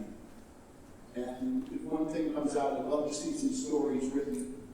The fact that we're not talking about severe mental illness, we're just talking about people who need to, you know, schedule appointments and just kind of unload on their, you know, day-to-day lives so that they can move on. You know, and I think that's an important piece, particularly this month, that needs to be addressed. And I appreciate, you know, this being brought up today, and I do think it's swept under the rug way too much. And if that's the story that comes out, then I'm really happy. I'd love to see that, those stereotypes kind of broken down, and that people don't think that they're necessarily, needs to necessarily be institutionalized. We can take care of it on a week-to-week and month-to-month basis. There's a lot of situational mental health crises that occur in law enforcement, and recently we had, the bus that had the crash and people perished. Our people responded to that scene. We do an after-incident kind of debriefing, and it's, how are you doing? How are you doing? And it might not sink in that day, but then you see something, you smell something, you hear something, and it takes you back to that scene. Listen, I was shot in 2010, February 1st. I experienced those issues firsthand. My thing was a loud bang would get me anxious and so forth. So I joined the Western New York Mental Health Association. I was a peer. I was in the crisis negotiation team as the commander. I very much appreciate that, today we're getting a lot better. If you ask anybody in this room, do you have a cardiologist? I'll give you the best one. Knee surgeon, everybody has the best knee surgeon. Psychiatrist, psychologist, crickets. And it still happens. So we try to get ahead of it. We had a female deputy get assaulted in the jail. I call her. The superintendent calls her. Somebody visits her. We still do that with families, like our Basher's family he died of a heart attack within the facility while he was working. And we still check up on people. Because as I said, 15 people in my profession that I knew personally took their lives. This is a serious issue. And I gotta say, we're a lot better today than we were before. And that was one of my things. Why the vitriol, narrative about, he's really, got away with something. The guy was suffering. And that's why it was my comment off the cuff, and I apologize, Legislator Garcia, about the stereotyping of cops. And we're humans. We're part of the community fabric. We're fathers and mothers and coaches and part of Rotary team, Lions clubs and, everything else. But, we're a dysfunctional family, I tell everybody, because we see sometimes people at their worst, okay? And, we had a couple of our canines that went the other day to an address in Buffalo where a mother and child perished in a fire. And we took them in afterwards, and we spoke with them. Nobody should see that, okay? Sheriff and I have been to too many autopsies. It's something that, they say it's like a jar. You put ping pong balls into it, the trauma, and then it finally spills.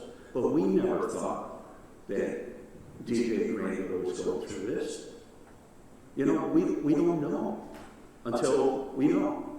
And most of the people who are going through high anxiety function seemingly perfectly fine around others. It's when they're alone when the problems exist. And it's also, affects people, particularly lower economic people, who always have the stress of trying to find the next meal, find the next, and they don't have access to some of those things. And then they result in handcuffs and problem for police. It's a whole problem that I don't think we really address at this stage. It takes months to get into a psychiatrist. Psychologist a little bit easier, psychiatrist very difficult. And that's why we're trying to have at least peers that you can talk to. Because if you need a psychiatrist and your appointment's in 8 months, that's 8 months and 1 day too late. Yeah. So I appreciate you talking about that specifically in public here. I got a few questions. I just want to touch base with the county attorney real quick. One of the other legislators brought up notification, and now there's two of them brought up. You know, is there a threshold that you have regarding property damage? As far as a dollar, or just kind of, or is it just generally we don't get notified of any property damage, or is there? I do not send over, based on past practice, I do not send over any notice of claim that is solely property damage. And again, that's just repeating what's been done for as long as I've been here. Happy to change that if you guys want to read the resolution or whatever and just change the one that I'm following now. I'm happy to do it. You know, whether or not. Yes, I'm happy to do it. That's, you know, this can be a job filled with a lot of different paperwork. Not all of it is exciting. Those notice of claims, as you said, you got to search, but man, some of them are extremely entertaining to read the different lawsuits that get filed against us. Not everyone, a lot of them are serious, but some of them kind of raise an eyebrow and, you know, that sort of thing. So when it came to actually paying out the claims for this, how does that process, I guess really not even this, but in general, how does that process work?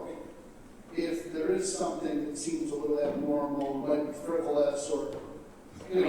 Right, that's essentially the job of the litigation team, the defense attorneys, right? Trying to weed out and distinguish between a good case and a bad case. And we reject a lot of notices of claim for property damage for whatever reason. And we have run across times where people are trying to, get a little extra from the county that they're not entitled to. That's what we do, both in terms of the property damage files and the lawsuits. It's the same essential process. The only difference really, other than not sending it here, is for these property damages, say it's $1,500 because, a snowplow hit something, we go through sort of the, we talk to the employee, there's an incident report, we go through that, see if there's any defenses that are available to us. For example, in this instance, one of the questions we had was Detective Granville responding to a call. If he was, the law requires recklessness, not negligence, so that the claimant would have to prove that the detective was driving recklessly. Turns out in this particular case, he was not responding to a call, meaning lights flashing and 911. So, that's the due diligence that the litigation team does. And they do it with, the $1,000 case and the $100 million case to the best of our ability. And then once it's determined that it's a legitimate claim that should be paid out, and I guess, based on the sheriff's testimony here, that was by December of 2024, 2 of which got paid out. So then that gets sent over to the controller's office? So I think when we send a package to the controller's office, I believe all it is the settlement document which releases the county in exchange for a certain amount of money, it's a single sheet of paper, releases the county from any liability related to this incident. And so that's just a form, the claimant signs it, it's notarized, there's I believe a check request that I sign, and I'm not sure what else goes to the controller, but for the most part, as far as I know, Jessica can tell otherwise, none of the underlying notice of claim or depositions or motion, none of that goes to the controller for payment. No, so it's uploaded much just later. Our accounts payable unit processes it like any other vendor payment. In some instances, in fact, it's not even, we don't know who's being paid out, so you may have State Farm being paid out as an insurance agent. You may have other individuals. We've seen checks that have been paid out to agents directly. So there really is no indication, nor do I think the law department necessarily wants us to know all of the details of a case or not. But even when we clock in our risk retention reports, we have limited information because obviously there are liability issues when it comes to settling lawsuits. So. And then there's one other just minor clarification. There is an impress account, which is apparently a term that everybody understands except me, but it's for small. It's not petty cash. It's got like $30,000 or $40,000. We do occasionally pay small property damage claims out of the impressed account. to go to the control. Right, and then, just for you, Sheriff, if you don't mind kind of walking me through what would have been done differently if you got the call that he would be from the scene? How would the response have been different? So as I mentioned earlier, what we would do is we would send our accident investigation unit out there along with professional standards. The accident investigation unit would do everything from take photographs, take video, take measurements, in fact, determine that the car that the individual was saying was struck, in fact, was struck. And that's what the point I was trying to make earlier, is that I don't have that factual information. I'm sure that the people's vehicles that were struck, that said they were struck. But, I'm sure there's been cases where it's proven to be not true, where somebody puts a claim in and it's not factual. So, we would take statements. I was asked if we would do a field sobriety test. Absolutely. Drug recognition expert. If it was, in fact, any kind of criminality, the person would be arrested as anybody else would be. And then we would give that packet, the whole package, to the district attorney's office, aside from notifying our county attorney, Jeremy Toth. We would also give that package to the district attorney's office. For example, we answered a call that involved the officer in charge of Grand Island, where he ran through a red light with no sirens on it, and it's a lawsuit for the town of Grand Island. They called us. We obtained video from everywhere, campus, from every possible witness and so forth, and we did an extensive investigation, and we gave that to the district attorney. They said there was no criminality, and then it's going to be something that's part of litigation, a lawsuit. Thank you. Sheriff, thank you again for coming and providing some answers for us. I've listened to different meetings from my colleagues, and I still have just a couple more questions just on the day of. So you mentioned earlier that he was working that whole day. There was a break, though, between 6 o'clock to 11 o'clock. There has been reporting, according to some news sites, that he was potentially at the Key Bank Center at the Sabres game. Do you know if that's true or false? I don't know. Okay. Do you know, I know there was a question about he wasn't drunk, I guess that was like the word. But as you know, as someone who has a very respectable career in law enforcement, and you work for the Buffalo Police, sometimes you don't have to be flat-ass drunk, excuse my language, but you need to probably have a beer or two, right? So, was there a beer or two and a mixture of medication? Do you know? With the Buffalo Police responding to the scene with 5 officers and a lieutenant, I believe, because I respect the Buffalo Police Department very much, that they would have observed a smell of an alcoholic beverage, slurred speech, glassy eyes, so forth and so on.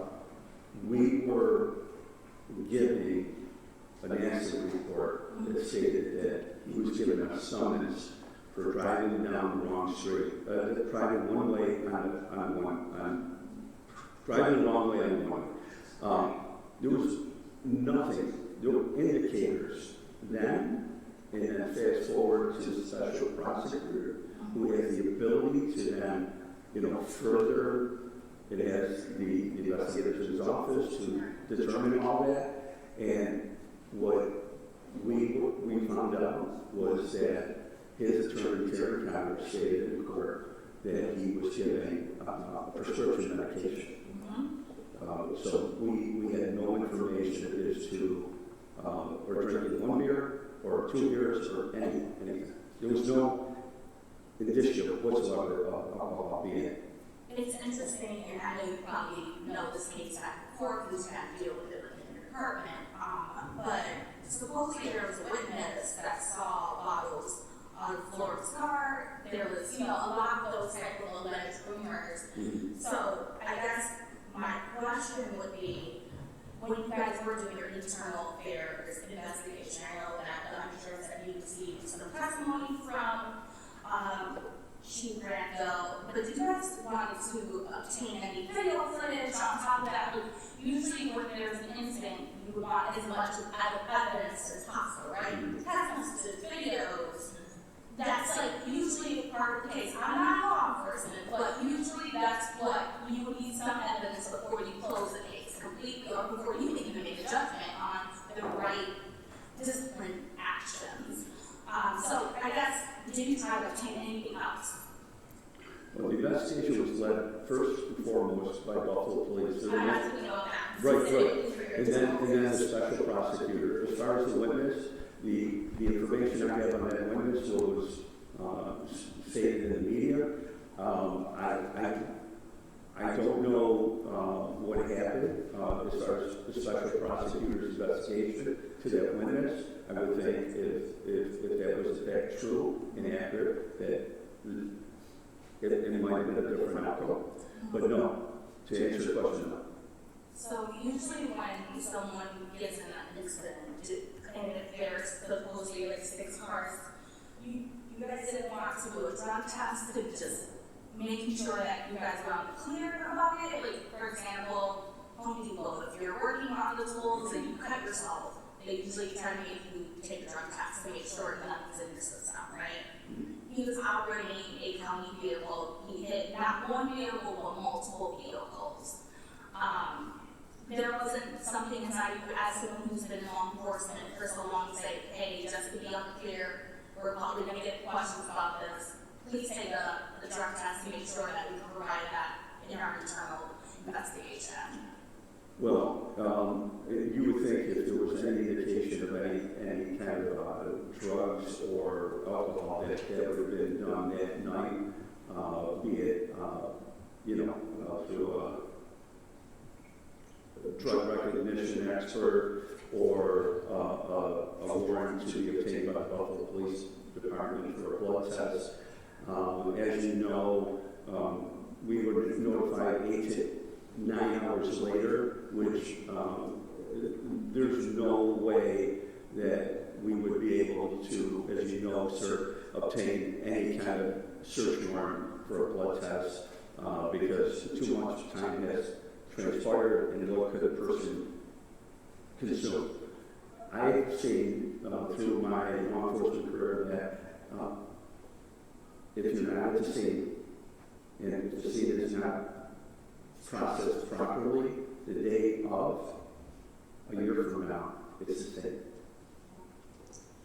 So, obviously, first of all, I do want to commend you on the check-ins and mental health. I think that's very important for law enforcement and really for anyone. But now he's back. Is he still the chief of narcotics? Is he still the director of the chief? Oh, absolutely. I'm not going to take someone that had mental health or situational crisis and so forth, and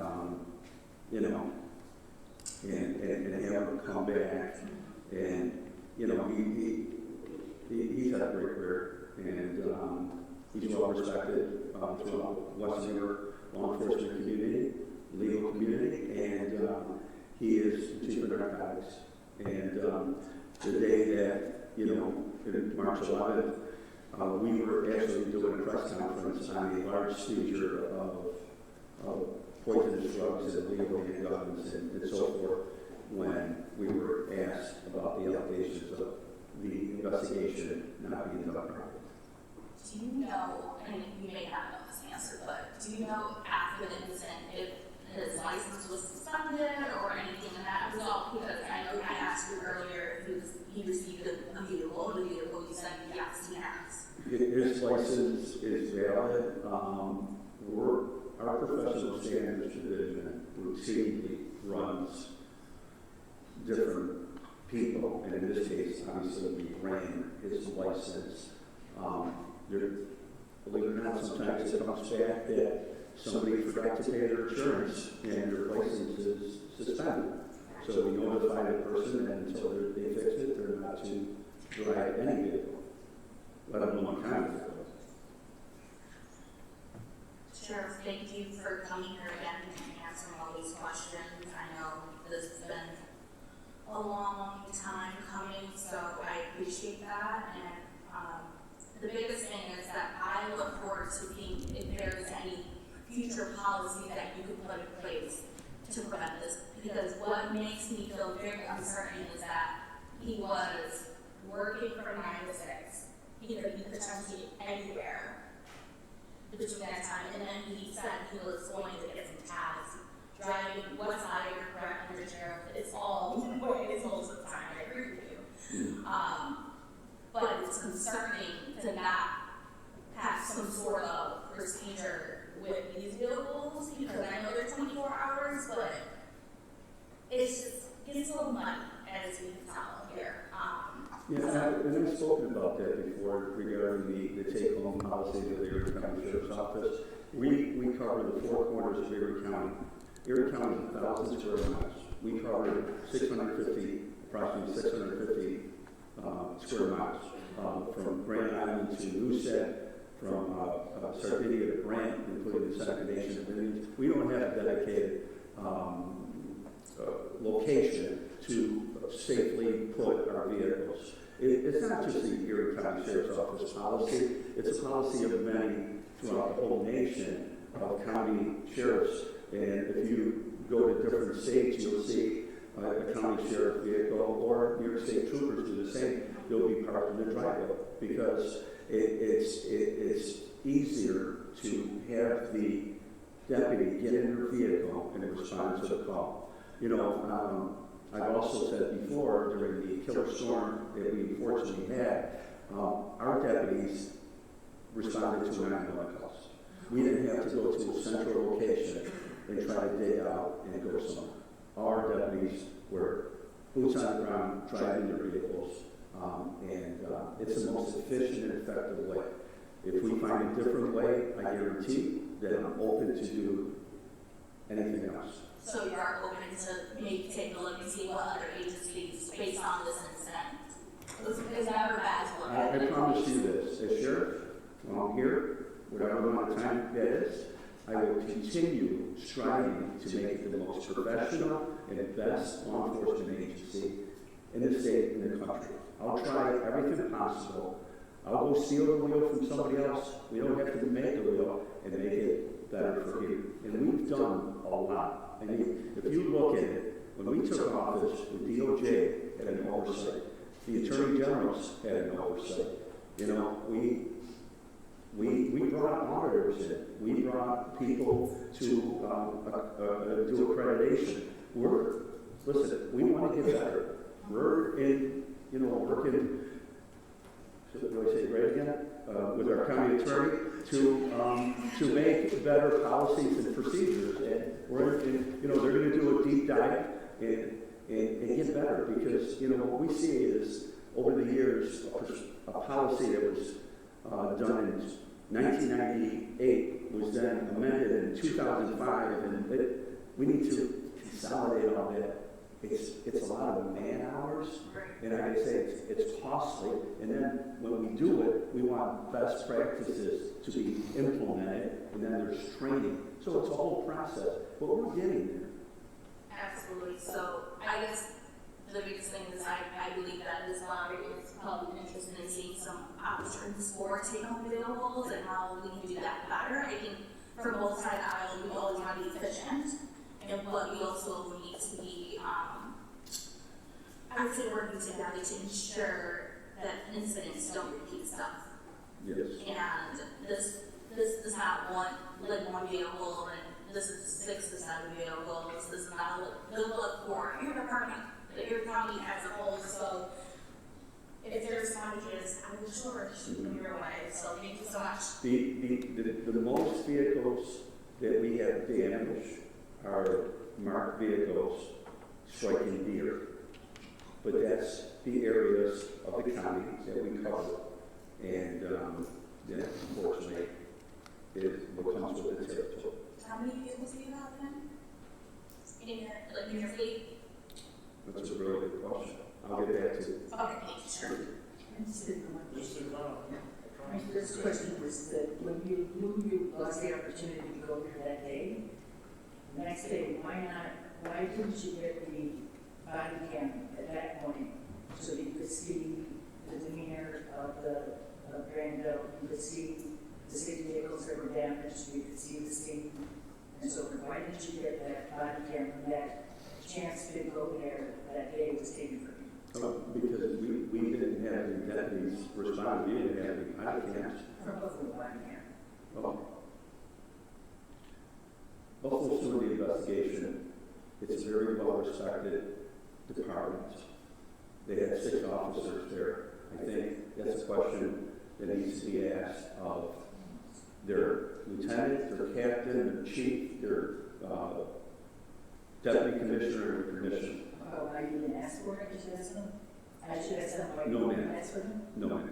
I'm asking you why you didn't ask for the body cam when the opportunity, you said that it's critical to be there that day, and you're not there that day, everything's gone, the vehicles are gone. I'm asking you, the next day when you learned about this, and why didn't you ask for the body cam so that you could see if there was an issue on somebody saying, I'm not drunk, I had, people say they're not drunk when they are. Mm-hmm. And why didn't you ask for the body cam then? Was it, why didn't you? Well, we're going back to the allegation that you're making that Chief Granville was in fact intoxicated. No, I'm saying he's under the influence of them. Well, there was no indicators, and, looking at that now, obviously, He was, so you didn't ask, because you would have asked him whether it said he was, as stated in the affidavit, or he would have said that he wasn't, and would have lied. So he would have said he was, and you would ask.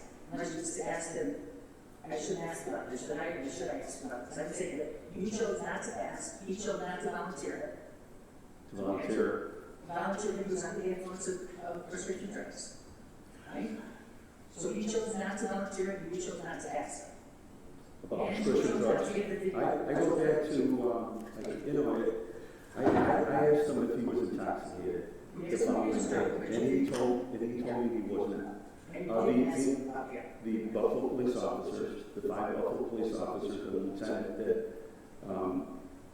investigated that scene, none of them gave any indicators that there was any criminality. None of them gave any indicators that he wasn't drunk and that he wasn't on prescription drugs. There's no indication written anywhere that he wasn't, right? Well, even if he was on prescription drugs, and they would then have probable cause to then say there's something going on here, they should have then, I would say, alert a drug recognition expert to.